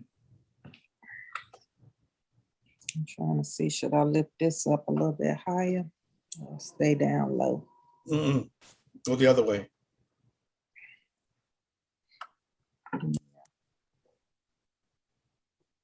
Yeah. I look like I'm looking down. It's okay as long as we got the top of your head, because to all the curtain, we'd rather see you. I know. Okay, but I understand though. These Yeah. I'm gonna try to adjust it. Okay. And then she got the grandbaby with her, Keith. Hope she'll stay steady a minute so we can at least get her in the picture. Mook gonna stay with her? Yeah, she's at home. Good. No, they not over here. Oh, okay. So they're gonna come on. Yeah, you know the So weather Keith, kind can of you put us bad. on all at one time? Who was all? You, her, and one other person? Mook's coming on with the grandbaby. Probably say Tatiara. I mean, you can be on here at the one time, but when we do the final product, you would want them separate or you want them together? I mean, however you want it, it can happen. I was just kind of seeing maybe if the blend could be where Janai, since she's a grandmother, the baby was there with her. I don't know. So you want to have three people at 3 shots or 2 shots? Because when you call names, I have no idea. Huh? Just 2 because I'm already on. So you and Tatiara and Janai. Okay, maybe. You and Janai. So that's 2 people. So you want 3 people or 2? 3. 3 people. Yeah, you can be. Well, I don't have to talk right now. Remember, let me get them in. Okay, so however you want it. I'm not really following you right now, but however you want it. If you want 3 people, you can do 3 people. Yeah, I was working on doing that. You could see the generations. So on my screen, you might not see the same thing on your screen. Depending on how you have your screen set up when you go to view, you can hear something different than what I have. So if you want me to record it with the 3 of you, I can do that. No, we're going to talk one at a time. It's just that we'll all be in the picture. If you can't do it that way, you have no. It's just that with all the ones we've done so far, it's always been individual pictures. So it's going to be different. It won't be continuity there. That's the only thing is if you want it to be like this on this one, you can do it. I mean, I can do it, but it's not with the same as all the others. We've done like 12 of them, and all of them are single people as they talk at a time. But if you want to see everybody at the same time on your screen, you can hit the button. It's good. Okay. I'm just asking the question. I was just trying to see if Janai and her, but you could place them together, right? I don't understand how do you mean for today or for the actual final product? Yeah, like what we done today with my children and grandchildren and great-grand. You can put that all in sequence. You mean one behind the other? Together. One behind the other? Oh yeah, for sure. Yeah, well, it could be one behind the other. Well, that's what we talked about earlier about the other group. Yeah, I'm just trying to get a sense of just how to share that with you to do what we're working on doing. But that's fine. So if anybody else come in, then okay. So Janai, you want to go ahead on and then okay, not yet. I gotta adjust something now. I'm taking it off because you wanted that piece. Okay, it's fine if I can see it. I'm just asking you a question. But okay, because I don't know. But Ms. Fulton, the thing is, if while we're recording, you can change it on your screen. But when I go to edit it for the final product, you want each person individual, right? Yeah, leave it that way. Just leave it individually. Yeah. I just was trying to see if we could get me and my grandbaby in the same picture. Yeah. Yeah. So that's all. So is your grandbaby coming? Is she there with you? She's not. Oh, she's with her mom. Mm-hmm. Oh. Her mom's in the waiting room now. Oh, so you see her in the waiting room? Okay, okay, yeah. Thank you. Hold on 1 second. Okay. So I'm gonna let Tatiara in. This is your granddaughter. This is your daughter. That's her mom and her. Tatiara is the mom. Okay, got it. Is the baby. Okay. And you relate to them as they relate to you. Oh, she's the grandmother. So you're the okay. Also, okay. And I'm the great grandmother. Oh, okay. Wow. I wouldn't have guessed. So then I remember I sent you a picture showed you our 5 generations. Miss Folks, you send me a lot of pictures, a lot of names. I don't have. I got 300 in the city of Chicago alone myself. I can't remember all of them, so I'm working on it. Though. I'm doing the best I can. Yeah, I sent it today. I just tell you. I did see something. I did see it. Let me try and get. Oh, there's 1, 2. Well, there's 1, 2. So Todd, oh, is that the baby? Is that the, can you see the baby? Is that the baby you're speaking of? Let me see. I gotta go back to Phoebe? yeah. Here. Hey, sugar. Okay.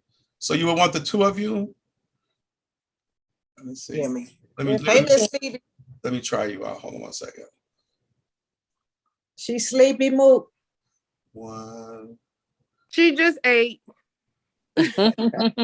Hey, Phoebe. Hi, Phoebe. You winding down? You winding down? Yeah, she said, "What you doing with me on this camera?" We better hurry up and get her for she be making. Yep, we sure better. I'm coming. I know. Oh boy. I didn't think to tell you do your poem, Janine, on Flossie, so we could have a poem at the front and I got one at the back. Okay. I was to tell you when I called. Remember, I say I was calling you for something and I couldn't think what it was. Mm-hmm. That's what it was. Look, it's on my phone, which is propping up my iPad. Okay. Okay. Now we're ready. Can you see on my screen? I got the two of you. That's fine. Okay, and whenever you get ready, you can go for it, Gerarda. Janine, sorry. Okay. Where the baby go? He can see it on his screen. We just can't see it. You know, she put a picture up though. Mo put her pic. Oh yeah. Mo, can you put? She having one. Okay, so you want to just do about the single by yourself, or the two of you like that? Glenda, can you see the two shot? Like you're muted. You can't see it. You all can't see it. No, I can't see it. Well, Okay. I've got it in the gallery. Let me put it on participant. All right. Oh, okay. Is that what you got to do? Let's see. Well, and then I don't know if you can pin yours or not, but I can pin mine. I got the two of you pinned side by side. Oh, okay. Okay. I'll have it. Yeah, I can't do that. Okay, so you want me to go ahead and go? Not quite yet. Let me do just one more thing. Okay. And now you can go whenever you get ready. Yes. Oh, one other thing. Can you put yourself in the middle of the screen? Because you like to the one side of it. Well, can you? Yeah, like that. Is that? Yeah, perfect. Whenever you get ready. Okay. Was I? Oh, I'm sorry. Was I in the middle? No. Okay. Whenever you're ready. My name is Janine Fulton. I am the 7th granddaughter of Hattie Lee Kane Fulton and Glenda Fulton's middle daughter. I have 2 children, Nada and Darius. Darius being the only boy in our family, and the rest girls, you know, as far as my mom's grandchildren. And I have 1 grandbaby, which is Phoebe, my sugar.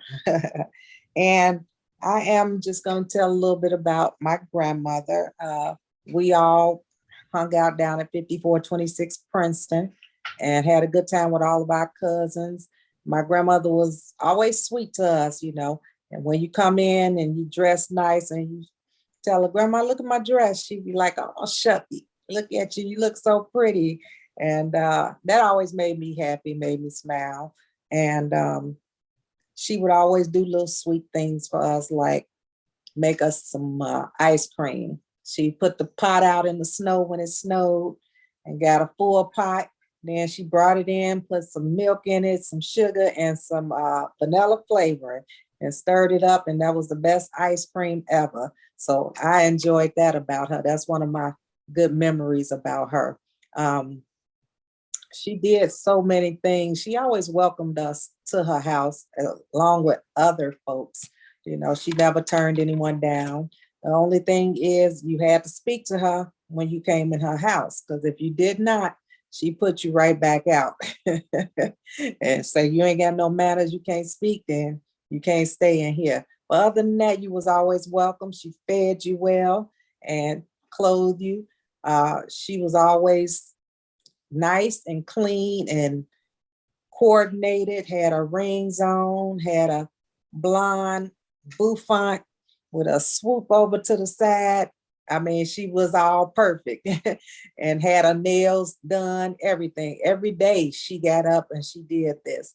You know, it wasn't always play. She did make us do, chores, but she wasn't really hard on us. You know, she had us to do different things, pick up trash around the house and cans and bottles and things like that. So had us painting.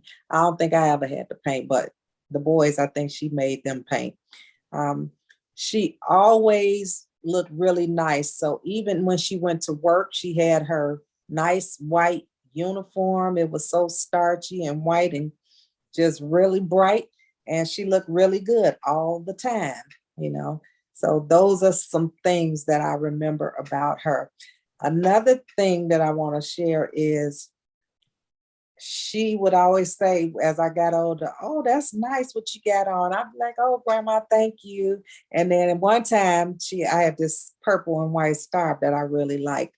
And she said, "Oh, that's a nice scarf." And I said, "You want it?" And she said, "Yeah, I want it." I said, "Okay, well, let me take it home and wash it, and I'll bring it back to you." She said, "Oh, I got a washing machine downstairs." So you don't have to take it home. You could give it to me right now. She was not about to let me out the house with that scarf. And I just laughed. I took it off and gave it to her like, hey, she asked for it and I'm giving it to her. So that's another one of my memories. Another thing that I remember is in October, I took her to get her hair did. She likes to be in control. She can be very, very feisty too. Not just sweet all the time, but she can be feisty. And I took her to get her hair did. And she wanted to control the situation. And she did not want to lay back in the bowl. She kept sitting up. So as a result, she was all wet at the back of her clothes. And also, once we got out the bowl for getting her hair washed, she sat in the chair, got blow dried, and she told him, "Don't curl my hair."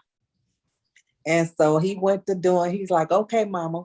He went to doing straightening out her hair and everything. And he would put a little bump when he when he finished. That was his way of straightening it out. He wasn't actually curling it, but she kept craning her neck looking, and she said, "Didn't I tell you, don't curl my hair?"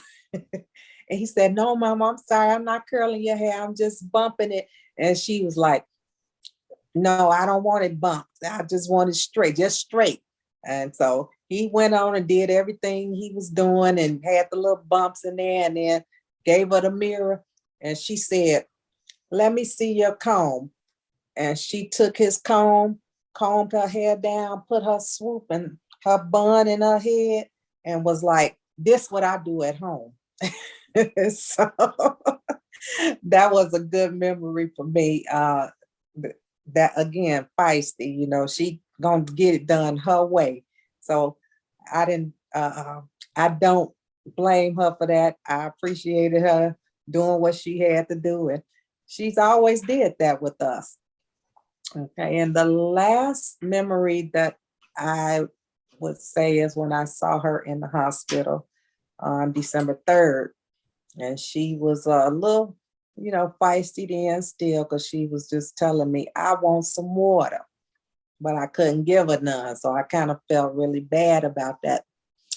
And she, she lived a good life, and she's still always going to be in our hearts, and we just love her and miss her. And I wish that she could have made it a little bit further to her 100th birthday and beyond. That's it for me.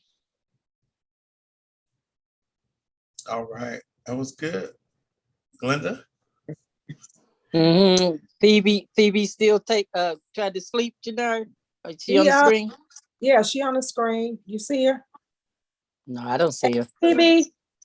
You got the gallery or what? I don't know. Hey, Let me Phoebe. see. Hey, baby. She's Hey, here. Phoebe. Yes. Your jacket. Your jacket, you trying to unzip it? That's a pretty jacket. Where you going? Purple. Purple. It's purple. Yes, it is. Very good job, baby. And what else you got to tell me? Being You shy. putting on your belly? Oh, there she is. Hey, Phoebe. Oh, look at you. Say hi. Hi, Phoebe. Now, why do you have that? Okay. Wait, now what is that you got? Wait. Wait. So do you want me to do mine over? Since I wasn't centered, Keith? At this point, I recognize I would have to do some editing just to move it over some. I can work with it as is. Okay. You saw it, Miss Glenda. Did you want me to do it over again? If she wants to, it's up to her. Okay. You want to? Yeah, I can do it. I better hurry up before. Okay. Okay. Now, okay. Yeah, we were at least trying to get a little view of Phoebe's face. So I think you got Phoebe's face in there, Keith. Phoebe. I have Sheree in there now. Yeah, no, that's fine. On my screen, right. So, Sheree, if you could tilt it down a little bit, though, it's a little bit too much ceiling. Yeah, that's almost, yeah. But don't cut your forehead off, though. Yeah. Yeah, like that's good right there. Perfect. Perfect. Right there. And then now you got to put yourself in the center because you're still to the. Well, probably the other way. Keep going right. Can you right there? Right. Well, look, I think you move when you move the camera. So you are still okay. Is that better? Well, right there. Now let it go and just move yourself to your left. Move to my left. Yeah, just you. Don't move like that. That's perfect. That's better. Much. That's perfect right there. Let me just make sure I take care of this right here. And whenever you're ready, you can go for it. Okay. Hi, everybody. I am Sheree Fulton Jackson, the eldest daughter. Yeah, let me ask you something. And thank you. So are you able to scoot back some? Yeah. Okay. Well, not that. Okay. Because you were cutting your head off again, your forehead off again when you started talking. Like right there, it's perfect. And say a few words. Hello. Okay, I'm Sheree Fulton Jackson. Okay, that's pretty good. You still have to go now. Can you let it go? And does it stand by itself or no? Oh, I see what it is. So yeah. when you okay, then you have to hold on to it then. And with that said, I think you're in a good spot. You're in the center pretty much, and you got nice headroom. So now, if you can hold it like right there and go for it, you'll be good. Okay. Hi, I am Sheree Fulton Jackson, the eldest daughter of Glenda Fulton, who is the 5th eldest of Hattie Lee Fulton. A couple of my memories with my grandmother are just when we stayed there, always sleeping in her bed with her, going to the racetrack, picking horses, and just having a good time in general while there. Playing on the midway with cousins and next door in the lot, playing softball, and generally just having a good time at my grandmother's house. One of the other memories that I wanted to share was taking one of her lottery tickets to cash it in and losing it. And between walking from her house just a half a block away to the store looking to cash in that ticket, and I lost the ticket and could never find it. Surprisingly, she didn't get mad at me for it. Don't know what ever happened to that lottery ticket.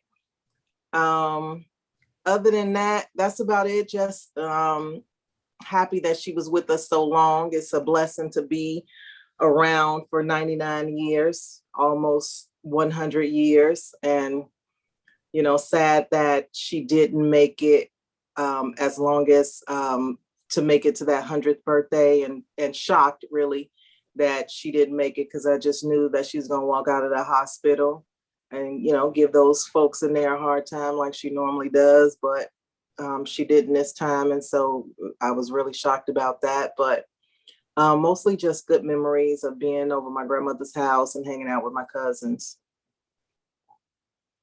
That's about it. Okay. And I thank you. And so we're gonna thank you very much. It was more headroom and more center. Thank you, thank you. So now we're gonna ask for Tatiara.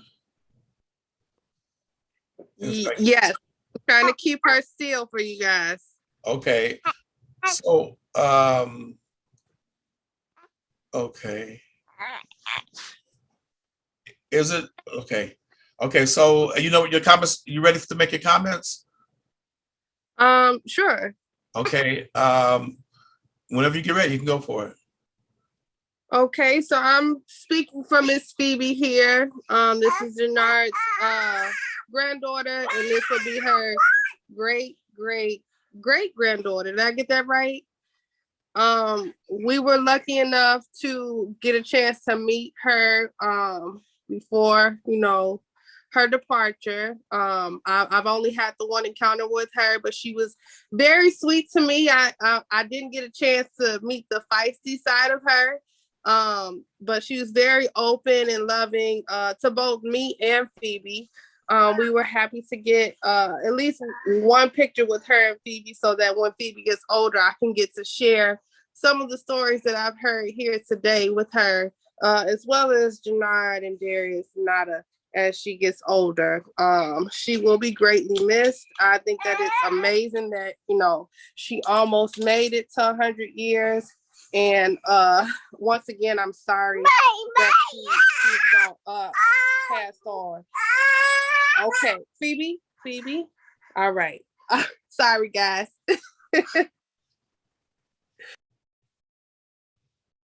So, quick question, and you're muted, Glenda, just so you know. Did we actually want to get a chance to see you too, Tatiara? And you're muted.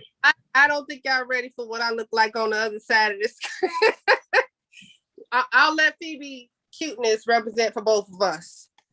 Okay, and Glenda, I'm about to let Joanne in. No, not yet. Okay. It's Joanne's the only one. Chanel's not on the board yet. No. Sheree, do you know if Sydney coming on?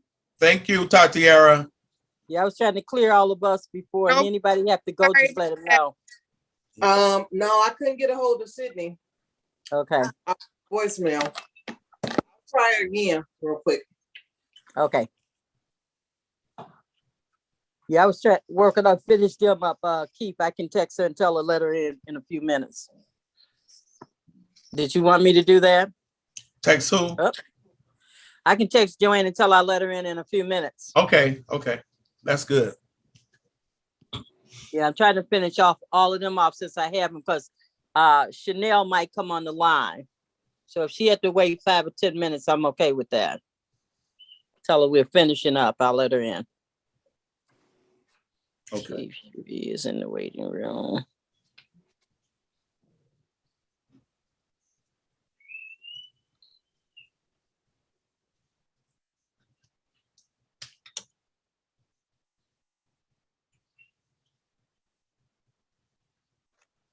Mama Nada said she was gonna call in shortly. Okay. Yeah. So Keith, how you want to do trying this? to get in the meeting, Ma. Randall said he's trying to get into the meeting. Okay, Yeah, Keith, can you pick Randall up? No, there's nobody there now. Randall was trying to get in earlier, but it was right in the middle of somebody speaking, and I wasn't able to let him in at that moment. So, but when the person got through talking, he was gone. Okay. Okay, Randall and Sydney, I just told them to call back. Okay, tell them Randall to call and back then. I'm Sydney. texting Joanne to tell her to wait a few Okay. minutes. Let you in a few minutes. That's what I'm telling her.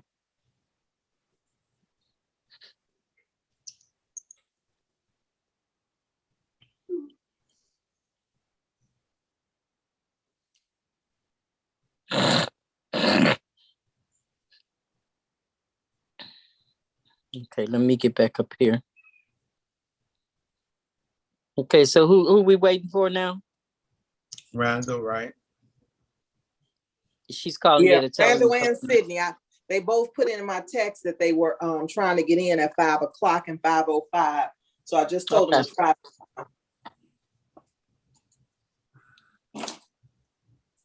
Yeah, I told him if they come there, just sit there. He can just let them on in. But I know he can't do it while someone is talking.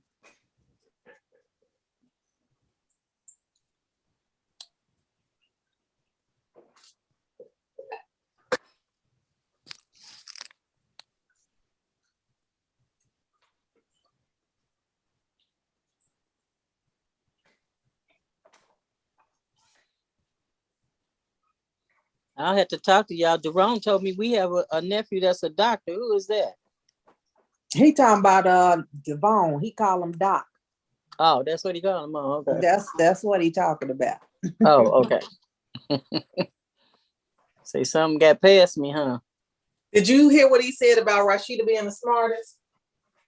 The third smart. He explained that to me.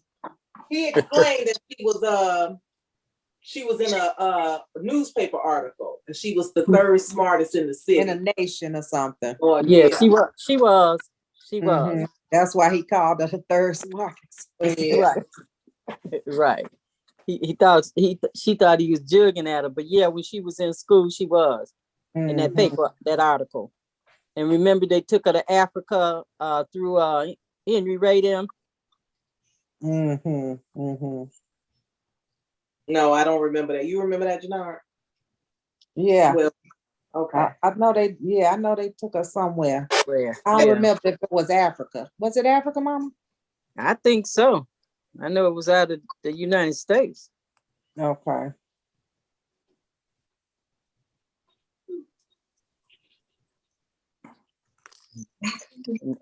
Chanel haven't showed up there. Have she? No. No. Okay. No. I'm still looking for her.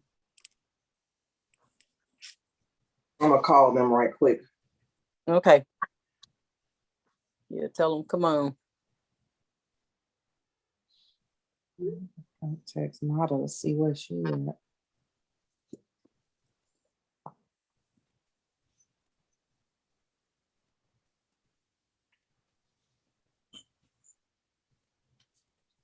I guess we should have called Phoebe at the beginning, Keith. Maybe she might have talked to us her little talk.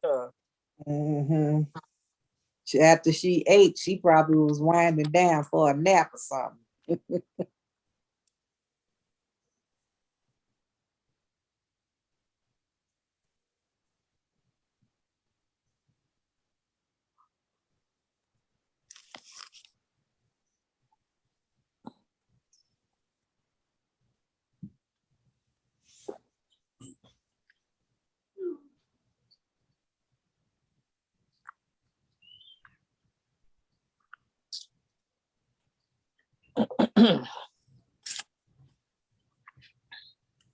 No Randall, no Sheree yet. Just I'm not Sheree, but the other Chanel or Sydney. Sydney. Yeah, I just called Randall. He's about to dial in now. I'm calling Sydney now. Okay.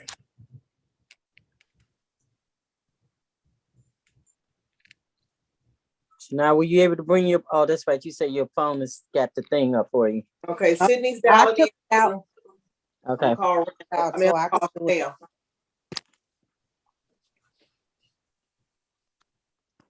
And just for what it's worth, it's 5:11, and I've arranged to 6 o'clock with Zoom. So I don't know. I think they will sometimes let you go over, but I don't know if them ever cutting somebody off. But 6 o'clock it was so we have another 50 minutes, to conclude? Does that sound Yeah, like well, enough we'll time? conclude with what we have, and yeah, because I got to get on a family Zoom at 6:45. At It's 6:45.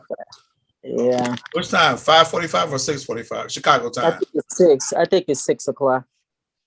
Oh, so when we Let's go. here's Nadia. I mean Nada. Okay. Nada. Nada. Thank you, because I'm learning. Here's Okay. Nada. Who And I else? guess I got a phone number. I guess that's Randall, huh? Probably. 1773 426 7647 4724. That's Sydney. That's So Sydney's who was number. not okay? So That's Nada. okay. Nada is Janar's daughter, and Sydney is Sheree's daughter. Okay, so I'm gonna so Nada's in now, and I'm going for Sheree. Or Randall's here. So Take Randall first. okay, I got just let Sheree in, let Randall in now, and then I'll prepare him to go first. Okay, and he doesn't, although he doesn't know it yet.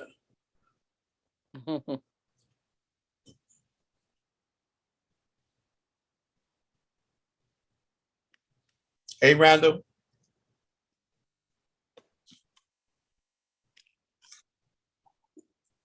Hello, Randall. How are you, sir?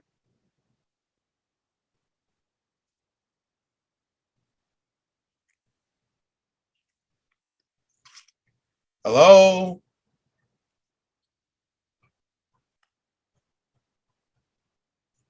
He's probably trying to put on his headphones or something. Oh, okay. I'm gonna text him that we can't hear him. Okay. And he's not mute. Or see him. Right. Is he still driving? No, he made it to the hotel. Okay. Oh, is Sydney here?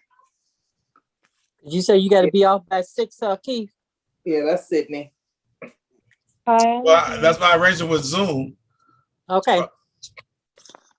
We should be able to go nip it in the bud. Randall, not yet. The phone just came up. Who's on the phone? Sydney? Sydney, yeah, she just said something. She said that's her. She said, yeah, that's me. Something like that. Okay, Randall, are you on? Sheree said she was going to contact them. Oh, okay. Yeah, I sent them a text to let them know we couldn't see or hear them. So maybe we should move on. Sydney's on, Yeah, right? that's what I was going to say. Yes, Sydney and Nada is on. Let's go ahead. Just tell them, Sheree, to stay there. We'll get him in a minute.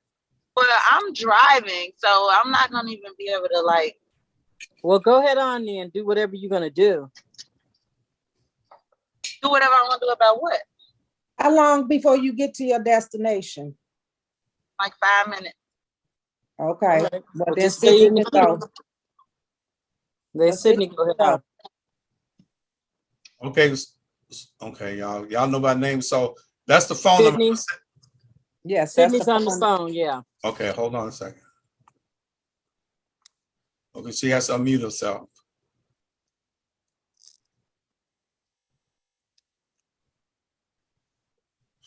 Sheree, can you tell her unmute herself? Yeah, I'll tell her. Sydney, unmute. I'll send her a text. No, she unmuted. Hello. Oh, there she is. Hey, Sydney. Hey. Hey, Speak up. I can't hear you that good. I said, hey, my microphone don't work that well. Okay, that's much better, whatever you did to it. Oh, Keith, that's Sydney. Also, before Sydney starts, Chanel's in the waiting room. So if you could let her in. Let Chanel in. Do we need to take her first? I think so. Okay. What exactly are we supposed to be doing? Hold on. Can we decide on who we're going to take first and take them? Yeah, do because I don't know if Chanel has to go back to work. So take Chanel first, please. I don't know who Chanel is. There's a phone number. So is that Chanel? Probably is. It came up on the board recently.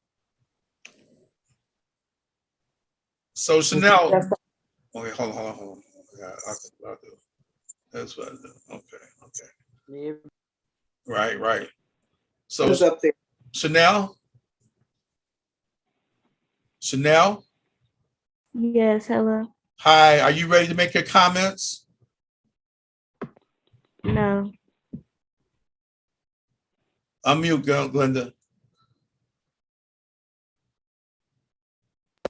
Chanel, Yes. what we doing? You want me to come back to you and do Sydney? Because we don't have about 20 minutes. Yeah. All right, then. I'll come back for you. Go ahead on to Sydney. Sydney? Hello? You close the mics, Keith.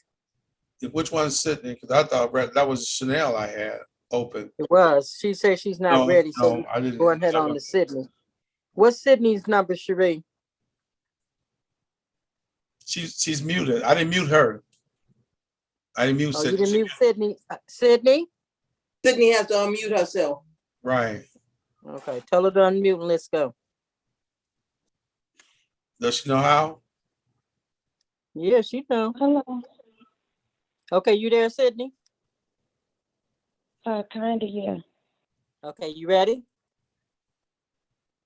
In like 2 minutes. What I you didn't know I doing? was gonna have to speak immediately. Huh? I said I didn't know I was gonna have to speak immediately. Why not? We don't have about 20 minutes, so you all need to get in motion. It's fine, hon. Just introduce yourself. Talk about who Right. your mom, your grandmommy is, and your great grandma. Right. You can touch on. I know you had limited experience, but you can touch on whatever experience you had with your grandma, your great grandma. Okay, hi, I'm Sydney. I am Sheree's daughter, Glenda's granddaughter, and Hattie's Speak up, great girl. granddaughter. And Hattie's great granddaughter. And I know she was a great woman, you know. I learned a lot from just being at her house and having that big like family feel of everybody being loved and like just being there for each other. I would always look forward to like going to her house and being able to connect with my family and, you know, just learn what it is to like have that love around you.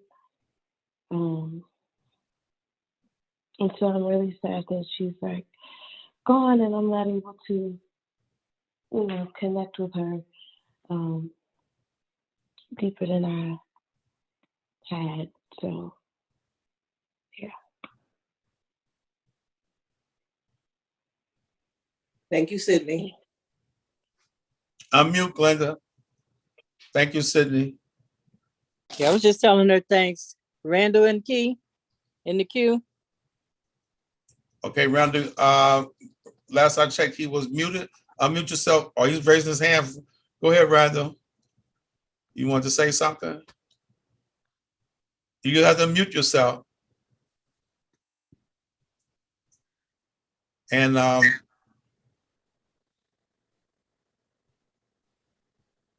hello, Randall.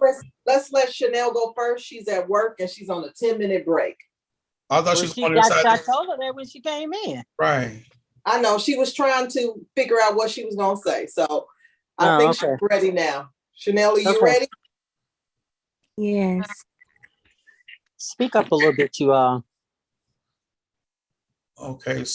Okay, can you hear me now? Just hold on.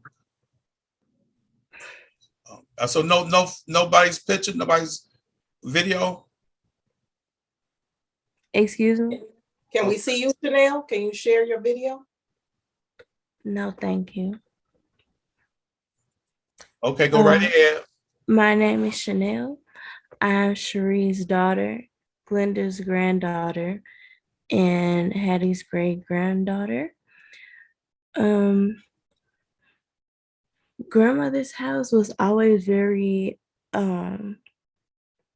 comforting for me, just to see like having a big family, and it was like she was the glue to everybody, bringing everybody together no matter what was going on. Sometimes grandmother honestly didn't know who I was, but she would we would sing for her, then it seemed like she would remember. And she was just really nice all the time. She always gave us something to leave with. And yeah, that was a good experience and really something that I look at to model my own family as.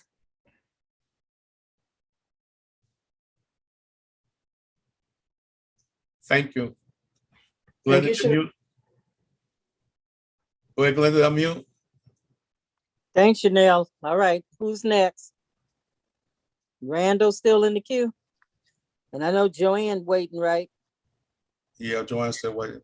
Randall's I in the think queue. Randall said that the host had him muted, but I guess that was because Chanel was talking. Right. So But now he has to unmute himself. right. Okay. You got muted somehow, Glenda. I'm sorry. Going to Randall. I'll go ahead. Oh, okay. Hold on 1 second.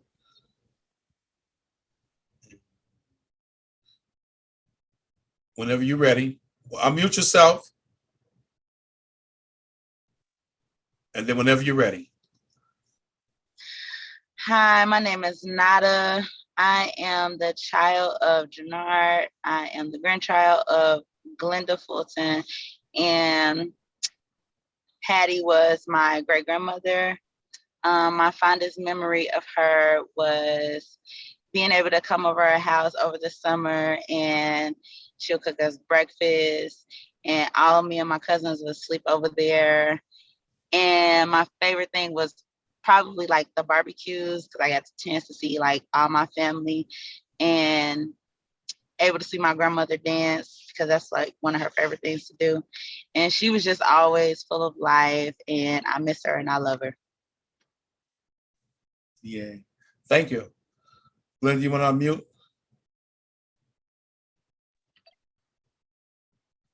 Thank you, Nada. Go ahead and pull Randall in. Yeah. Okay. He's still on. He's still muted, and I can't see his video, his picture. Okay. Sheree, can you text him? Randall, it says the host is not allowing me. What? He said it's saying you're not allowing the man. Oh no, I don't have it. Just like you unmute yourself, Glenda, and everybody else, Sheree and Janai did. Is he in? He has to unmute himself. Okay. I don't have him muted. Sheree, text him and see if he'll unmute himself. Okay, I told him. He says the host has him muted. Let me text him. Just like when I unmuted Sheree, she can unmute herself. I muted Tell him Glenda. to unmute himself. Right. It's the same thing. I don't have anybody muted. I mean, I don't have him muted.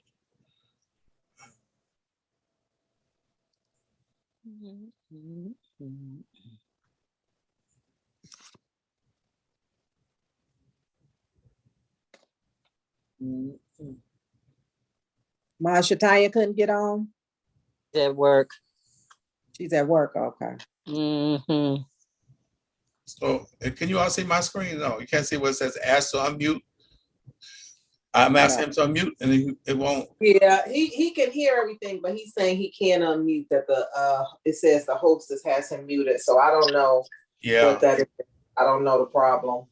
Well, do you want to go back out, maybe come back in? Sorry, Randall. Maybe if you log out, Randall, and come back in, try logging out. Okay, for the third time, he's gonna try. Okay, he's gonna try. All right, bye. Okay, so we got everybody else but him and Joanne, right? Ma, did you want me to say this poem or this thing I wrote when? Keith, she got a little poem she's gonna say to my mom. Okay, whenever you're ready. Okay. You might want to send it yourself. Yeah. I got my There we go. Okay. So this is a little something I wrote from my grandmother. It says, Hattie, some call her Flossie. She was sweet and kind, also a bit bossy. Yes, that was our Flossie. She could dress like no other from head to toe. She was shan. Some would say she was dressed to the nines. Flossie's platinum blonde hair was her signature look. When it came down to fashion, you think she wrote the book. Our Flossie, she was not shy. She could dance like no other. She was super fly. She wiggled her way down to the floor and soon recovered. Yes, that was our Flossie, the mother of all mothers. Okay, you want to see if Randall's in yet? Not in. I'm looking at the screen as she was speaking. He is not called back yet. He has not checked in yet. He's not in the waiting room. All right. Do you want to go ahead on and take Joanne so we can let her go? Okay, I'm gonna let her in right now.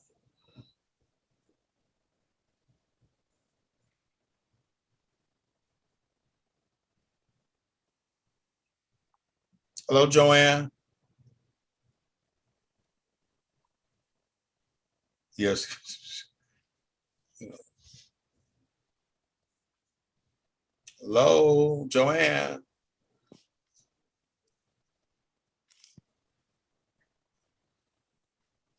And Randall's back. We'll let Randall in. Okay. Take Joanne down then if you haven't let her in. I did, but okay, she's not responding. Maybe she walked away. Okay. Okay. I know you closed all the mics anyway. Hey, Randall. He's connecting. No, I didn't mute him, but you have to unmute yourself. Randall, I don't have you mute. I didn't mute you yet, and it's muted already.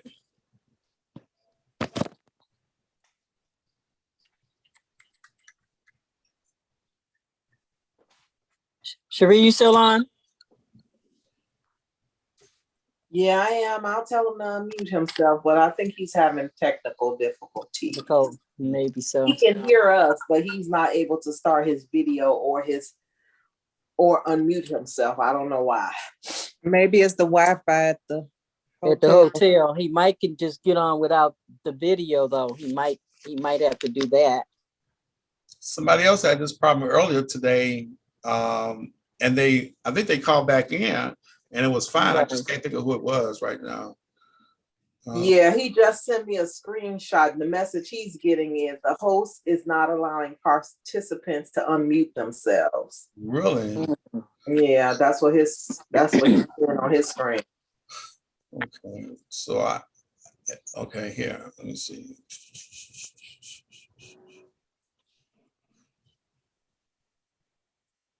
I told him it's open also.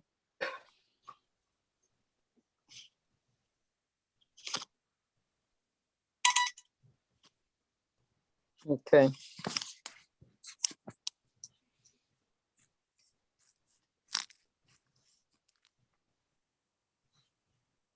I don't know why it's not working for him. Joanne, are you there? Yeah. You want me to try to text her, Mom? You can. Call her? Yeah, you can call and tell her he's asking for her to come in, unmute herself.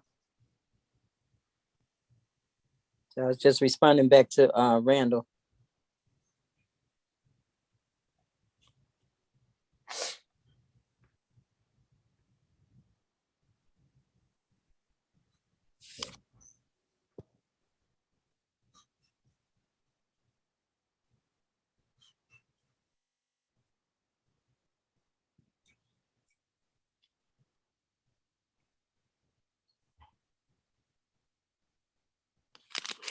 Is Joanne number the four? No, whose number is the 4226 number? Maybe it's Sydney's. That's Sydney's number. I just called Joanne. I got her voicemail. I'll text her. Okay.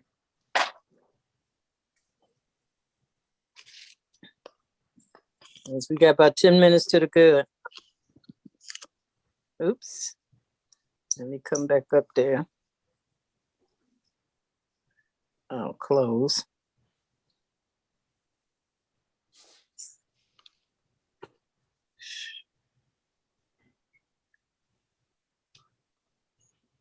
Yeah, we don't know why Randall's not able to, but it's not working for him. For some reason, he's not able to get in.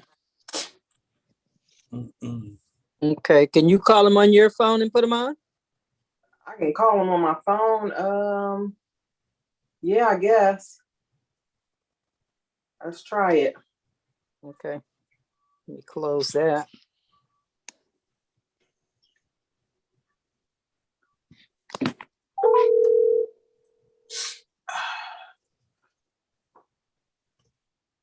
Okay. Hey, Randall. So we've got you on the phone. I know. I heard it. I heard the whole conversation. All right. Can you guys hear? Yeah. All right. Take it away, Randall Jackson. So, Sheree and I met over 30 years ago, and we were obviously much younger. And I come from a small family, so it was always amazing to me when Sheree would tell me about all of the aunts and uncles. My bad. Okay. Can we start over again? Thank you, Sheree. Sheree, unmute yourself. I heard some screen doors up and I started muting other people and I forgot Sheree was the one with the phone. Sorry, Randall. Sheree, can you unmute yourself? I'm sorry. I won't. Sheree.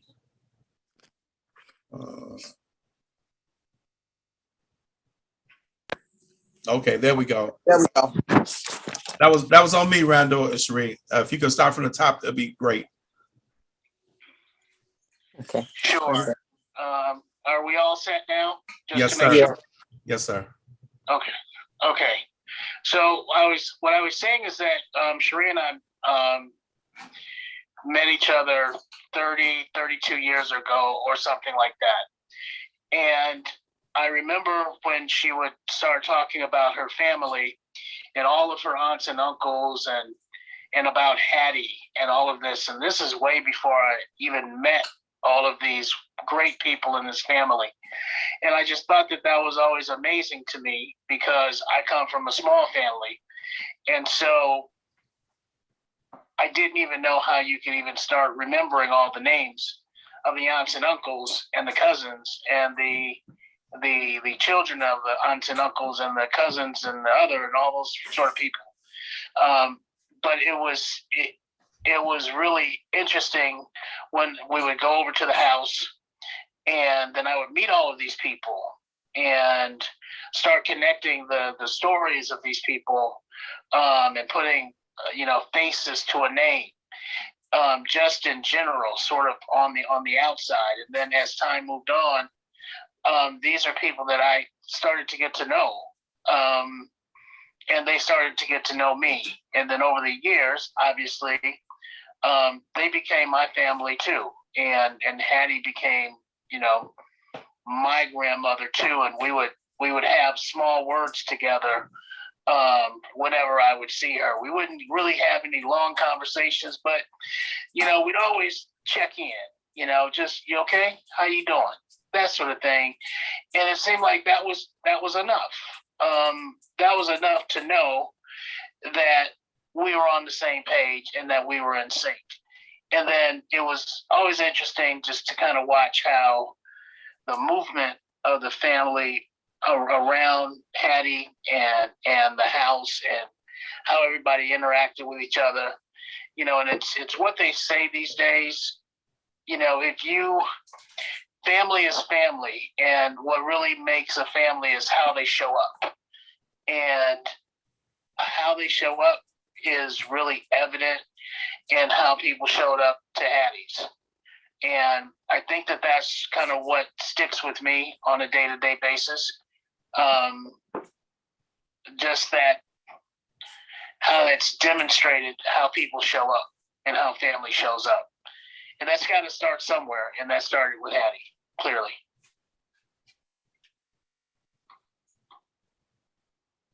That's it. Thank you, Randall. Thank you. Thanks, Randall. You want to see if you can get Joanne in now? Okay. We at 37. Okay. And you might have to ask her to to call back in again because she doesn't seem to be recognized. I guess she held on so long, or she just walked away, or what? I don't know. What happened? Oh, there it is, Joanne. So it's just I changed the place between her and Randall for the pen. So Joanne, we've been calling her name. I haven't put it on mute since she's been on, and I haven't seen her video yet. So I don't know if she's even. I don't know what's Yeah, she left a message. She was getting the same thing that Randall had. That it said the host had her muted and it wouldn't allow her to unmute. If you look in the chat. Yeah. I wonder what that's about. Yeah, because I have the same mechanisms going on for everybody, and just like you all can unmute, I would think that they would be able to unmute too. Obviously, that is not the case for some reason. Come on, chat. You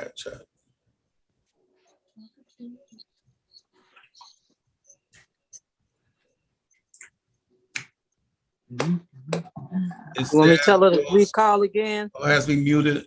I see where Randall has. I don't see anything from Joanne. Not a message in chat.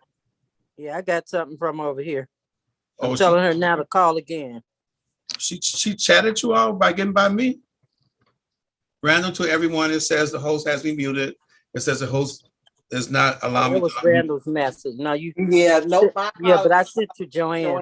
That was I didn't get Joanne's, not in the chat. I didn't, or anybody else's.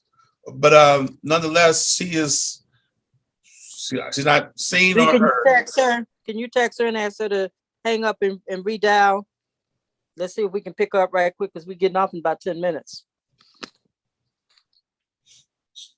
I'll text her, but she hasn't responded to my original text. So okay. And I don't know why Randall was with that message, because I have the same settings for everybody, and so I didn't change any settings while the program while we were recording. But yeah, that's the first time I've seen something like that where you all could unmute yourselves, but he couldn't. I don't know why that was like that. I'll try and figure it out so it doesn't happen again.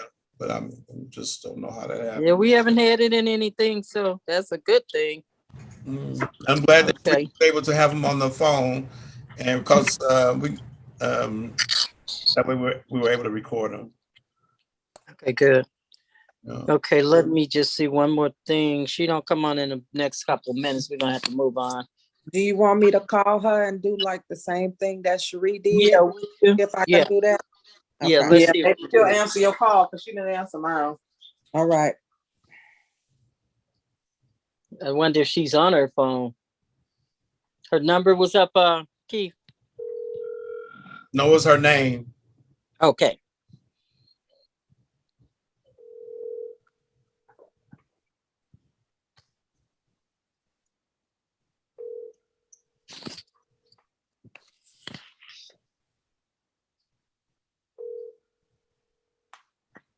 Hello, no one is available to take your call. Please leave a message after. All right. Let's Voicemail. move on, Keith. Let's move on then. Okay, I think the only person left is you, Miss Glenda. Me? Yes. All right, you ready? I am. No. Wait, one more time. Okay, I'm ready now.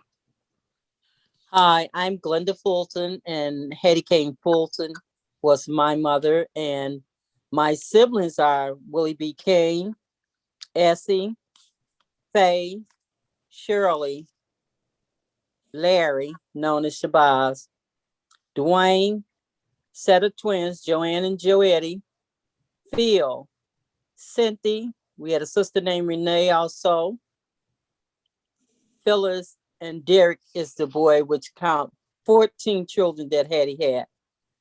We have two siblings that who has passed on, as well as my mother. Fondest memories were at my mother's house. First of all, Shatanya was the first grandbaby at 5426 Princeton of my children.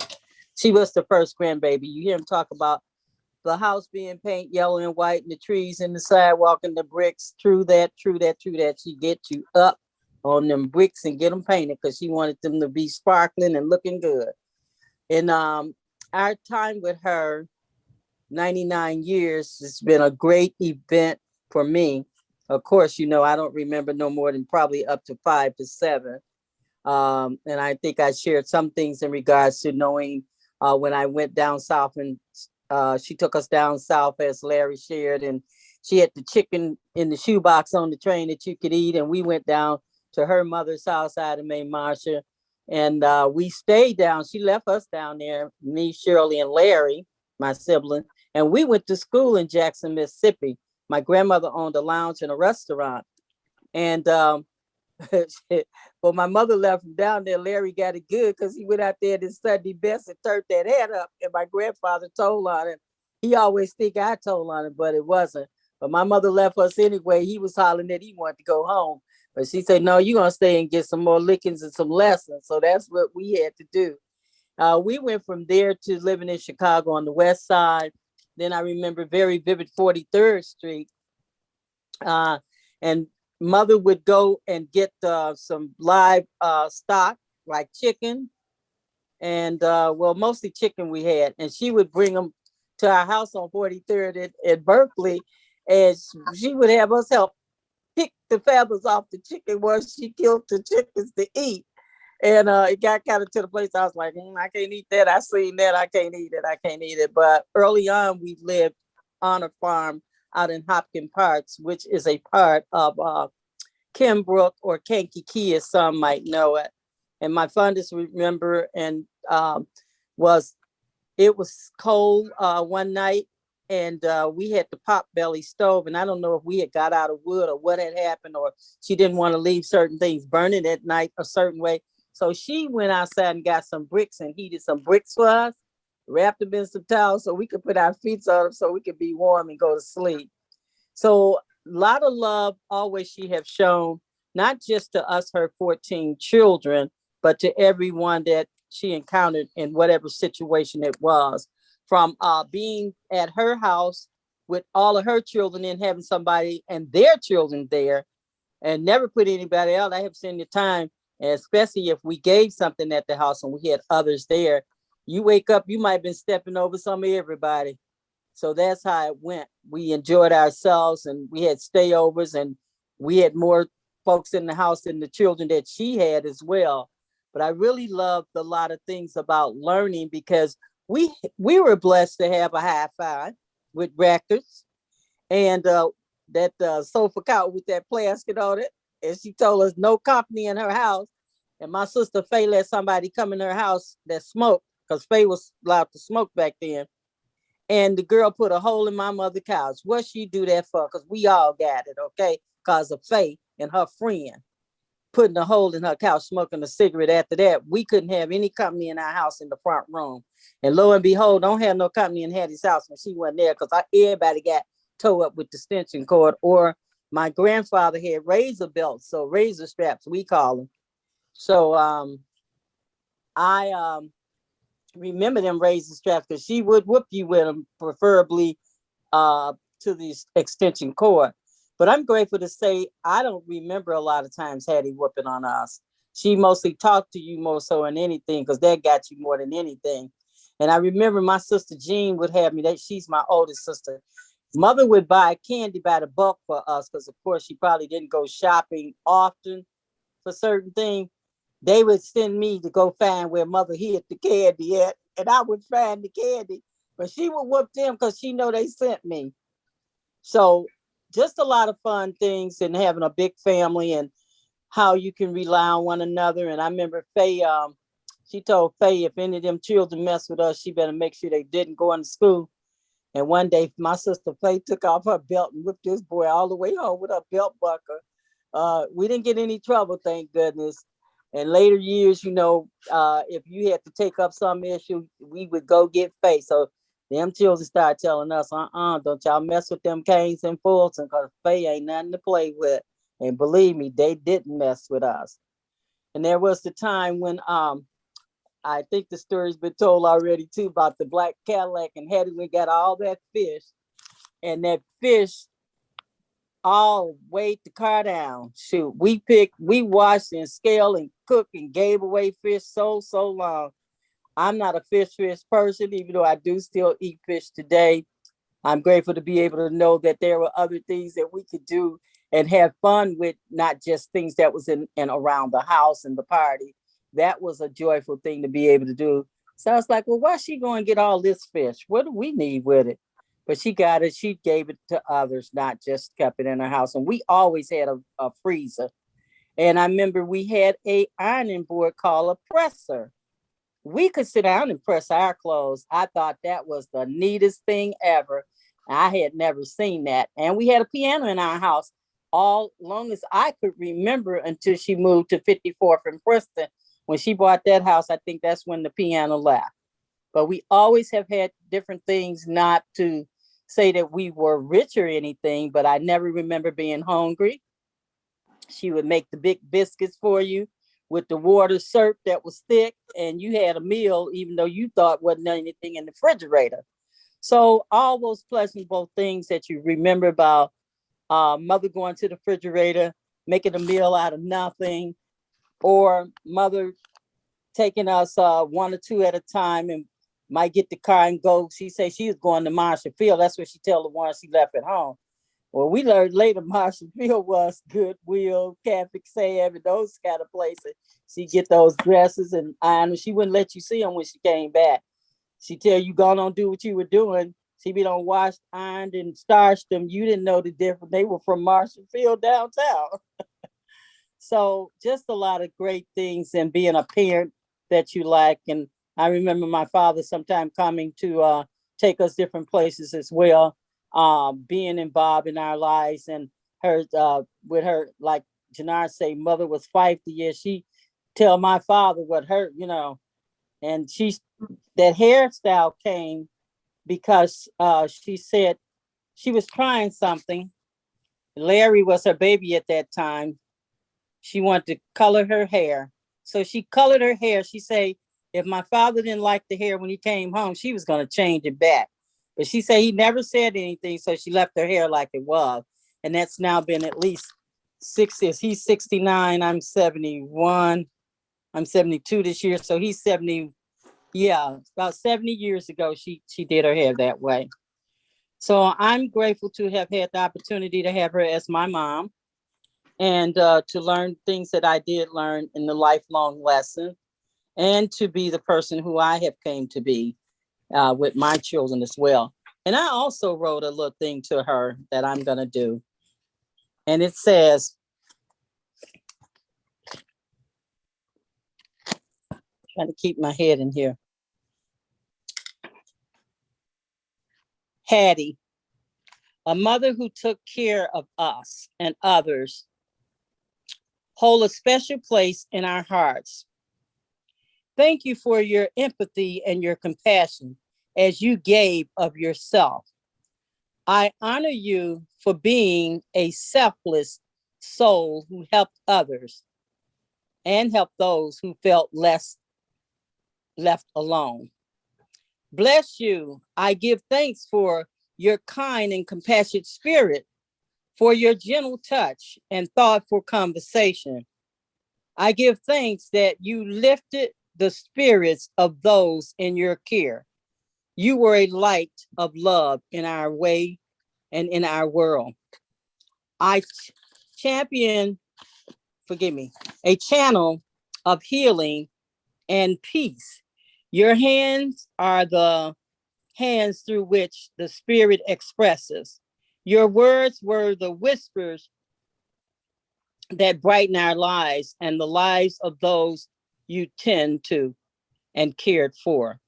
Thank you for the love you shared with us all, who came in your presence. Mother, we will forever hold you in our hearts. We love you, and we're grateful that we had the opportunity for you to be our mother, our grandmother, our great-grandmother, and our great-great-grandmother from Glenda and family.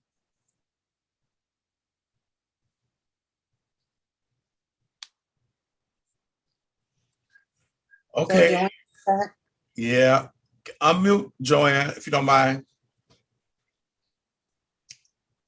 So was somebody with her last time? No, I'm by myself. I unmuted. Okay, there we go. Thank you. Okay. Okay. I just like, what's going on here? Okay. All right. So are you ready, Joanne? Can we see you too? I didn't hear you. Can we see you also? Okay. Picture What out. do I have to do to show my face? Up here. Take the red off your camera. Where's You got the a red record? line on your camera? No, it's like a video I'm gonna do recorder. this. Huh? It Now looks like a little on video Jannard, recorder. huh? Joanne, Okay, it looks like a little. So we went, it's the same, is it using the same, Where's the record?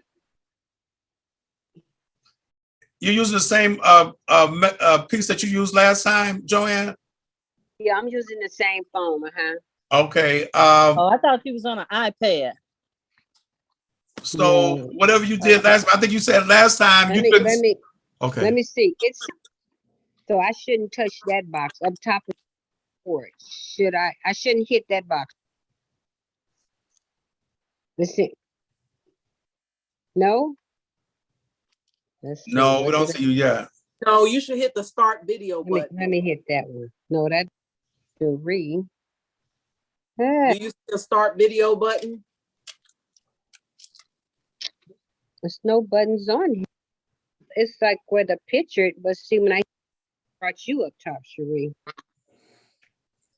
You might have to just get her voice, Keith, because you know your wind down time is getting close.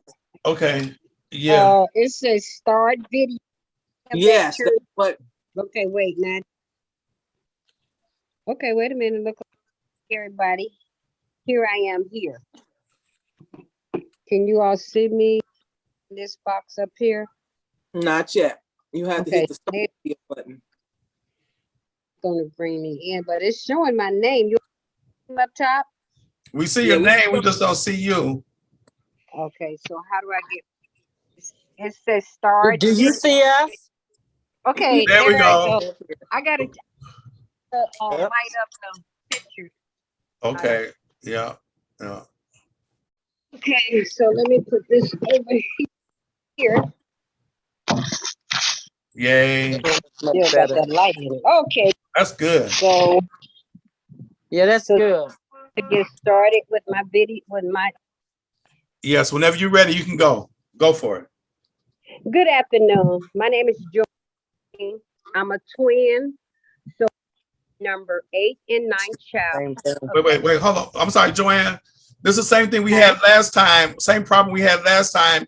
Every 3 or 4 syllables is being dropped out. We can't hear it. So can you back up a little bit from the phone or whatever it is that you're using, and then talk? Yeah. Yeah. Then let's see how that works from there. Can you do it from there? Okay. Okay. So you want me to start over again? Yes, please. Huh? Yes. Good afternoon.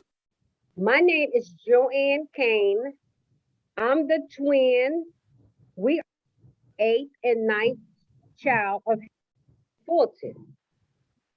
I'm of one son, Maxwell Kofi Frimpon, 2 grand, Makai Kayi Pon, and Mahari Frimpon. Thank God for this opportunity to speak of who carried us, birthed us, protect us, nourish us, on and on. Reflections of my mother. My mom used to mention how my twin, who always go first on everything, he was so impatient, had to groom him first, feed, and et cetera, So et cetera.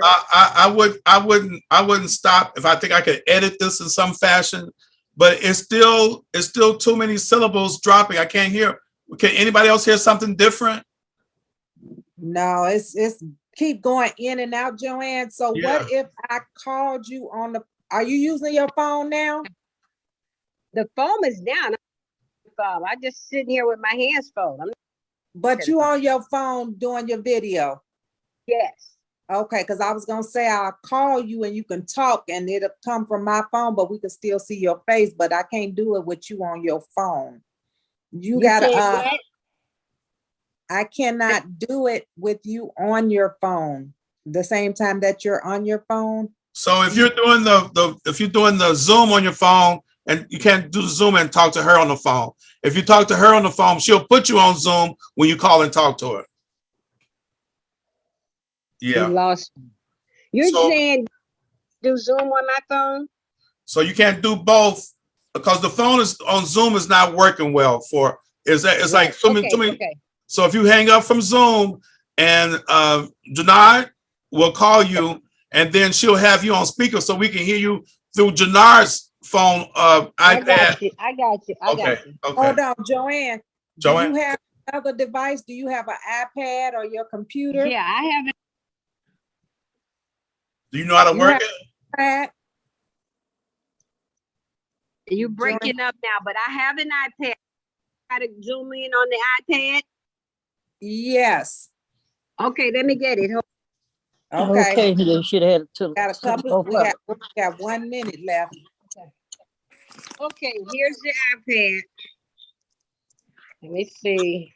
Do you have Zoom on your iPad? Because I'm going to be going on another few minutes. I had keyed that number in, that number out. The meeting number. You want to know the meeting number? Yeah, it said join Zoom. It said join the. It said a meeting ID, not meeting ID on my iPad because it's not logged in on. Okay. See, I think So do I have to go out and go into the number? But that he gave, I think, is same numbers like. And, yeah. Here's the number. You ready, Joanne? Yes. I mean, I'm ready to write. Okay. The meeting number is 849. Say it again. 849. 51. 01. 41. No. 5101.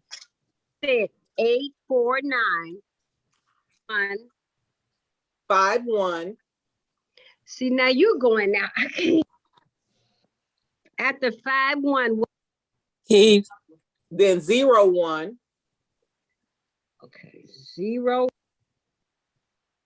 Then 02. 58. 2. Okay, you got now it? somebody just. Hello? Yeah.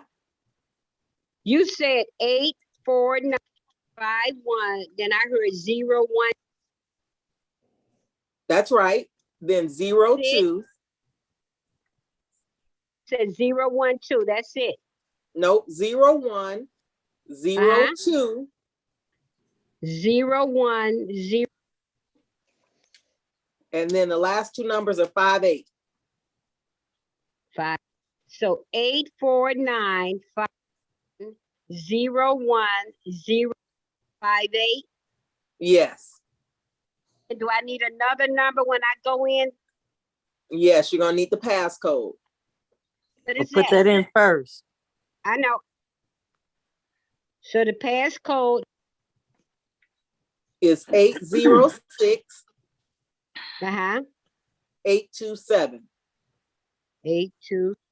8286827.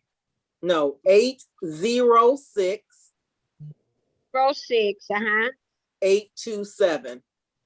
827. That's it. Okay. Pad now. Yeah, I have it in my hand. Scroll up. If it's gonna cut off or not. 849-511-0258.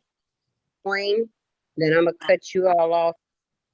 Okay, it said please enter code, so I put the code. Oh, And hopefully your iPad will work. you at 827. Hey, so it said join the video. Yes. And, okay, so you got to let me in. Elite Octa. Okay, I'm gonna let that one in.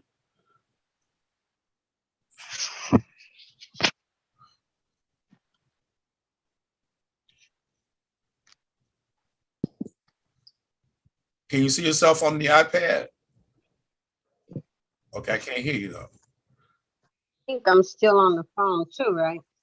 Okay, well that might be good. Right. Okay, so there we So now y'all see it cut off. Wait. So your phone may not be helpful because the audio was breaking up on your phone. You can hang up your phone and just come through. Just turn the phone off. Yeah. Let me turn the phone off. Okay.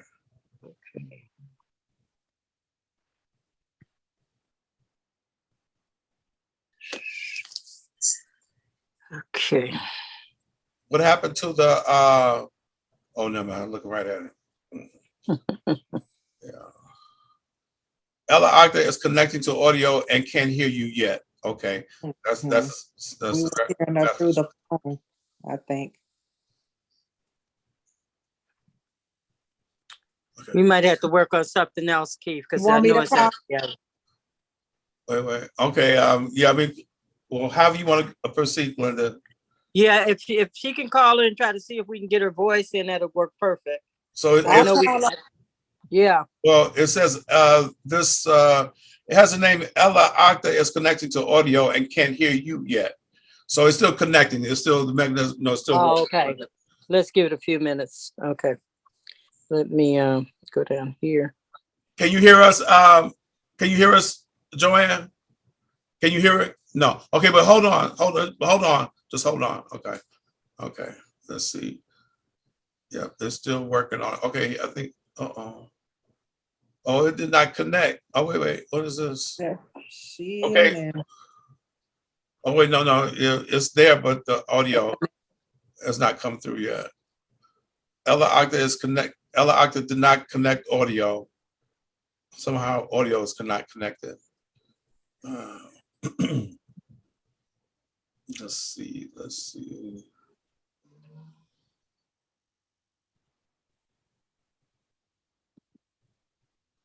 Joanne, when you log in with your iPad, it asks you if you want to connect to the audio. Right.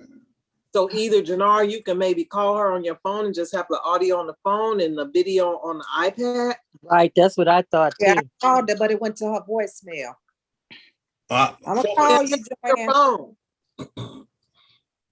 Hang up your phone, Joanne.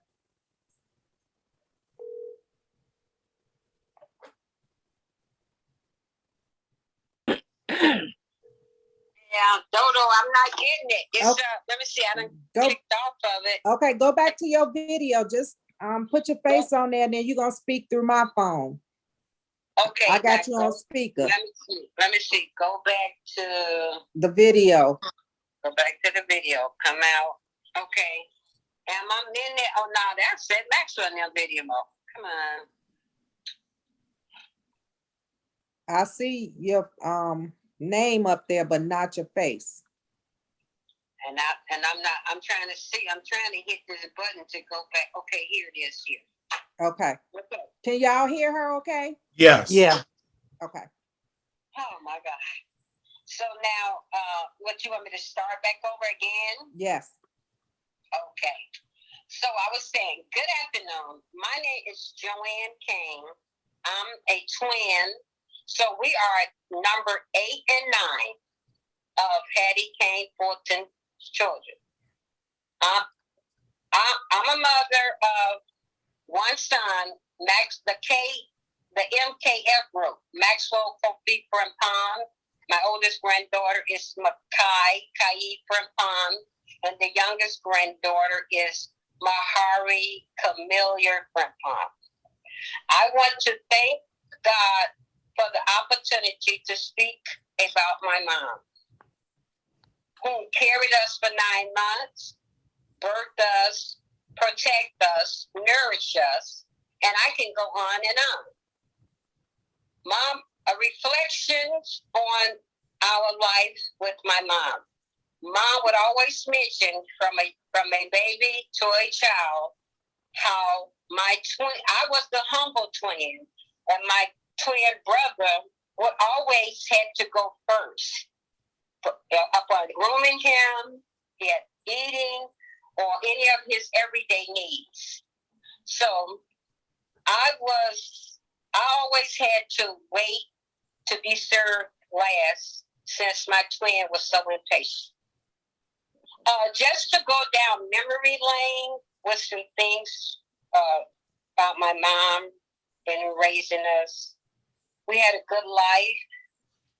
It was nothing that we wouldn't want from being a large family. And I remember Mom was also our advocate. For example, when I was in 4th grade, my mom would send me to school looking nice, never had long hair. So she put this little wig piece on me. And when I went to school, my teacher said I was irritating her because I kept shaking my head, left to right, left to right. And she was like, Joanne Kane, Joanne Kane. So as I walked up to the door to go, she put me out the class. And as I walked up to the door to exit out, she told me to go stand in her. She pulled my ponytail off. Why did she do that? I rushed home. And I told my mother put that ponytail back on me tight, and we all the Canes rushed back up to Price School, right there on 43rd and Drexel. And when my mom got to that school, all the kids was Miss Kane, beat up, beat up, beat up. Mama attempted several times to knock the teacher out. But I guess her spirit said, no, don't do that. Just kind of shake her up a little bit. But you better believe I paid for that. We moved off from 1036 East 43rd Street, and that's when we moved to 6139 South Kenbark. And when we got our grades, the end of the year, of course, the teacher failed me. I had to repeat 4th grade back again, and I was so mad. But see, I'm glad nowadays they don't have to do that. But then another story, as we got to 6139 Kenbark, then 4th grade going into 5th grade, I guess Mom decided that I was a little more dependable than some of her other children. She kind of put me over them. I would have to come home from what school? No, I went to race school, and then I would have to cook. And I'm like, why Mama making me cook? We got so many other siblings. But we had the best of everything. We kept a freezer full of food. We would go to the bakery and get all kind of pastries. And I would walk up to the store. I don't know why I'm heavy as I am, because I would walk to all the stores like a Jew and save her money, from High-Low to AMP to One Stop, comparing the prices, buying food that we needed for the home. And when I would get back from the store, I would have so much of change. Mama would be nervous. Joanne, you sure you bought everything on the list? I'm like, yeah, Mom, you sure? And then we would go over the items. And when she went through all the items and saw I had got everything from the grocery list, she would give me a bonus. Ooh, why did she give me that bonus? Because I took off and went up to that bakery and got me a sweet cake, sweet potato pie, whatever, other items. So, it was nothing that we wanted. Mama had that Cadillac, and everybody would want to ride with us. I remember my friend Sarah, that's my friend today from 4th grade. We would load up in the truck, and we would go to the park. We had like a half of a cow. All of us could take one friend, and we piled in the back of that truck and went over, I think, on 39th Street to the lake and barbecued. And it's just, I could go on and on and on, but I would like to say, as I got a little older and we moved to 5426 South Princeton, that's when I was in 8th grade. I graduated from 8th grade race school and went to Hyde Park High School. And Mama she was like my friend. Me and her would go somewhere everywhere. We would go from friends' house to barbecues, out of town, the racetrack, one of her favorite. And like she said, we would go to the movies. Sometimes we even went to Marshall Field and Beth's house, we used to call that resale, and get various items. Mama would have 5 and 6 bags of items, clothing that she had bought from the resale. And when we got back with the clothing, she would have everybody take the bags in her room. She would pull them tags off and sort them out, and we had to wash them. My sister said she would iron them, but no, we would iron them.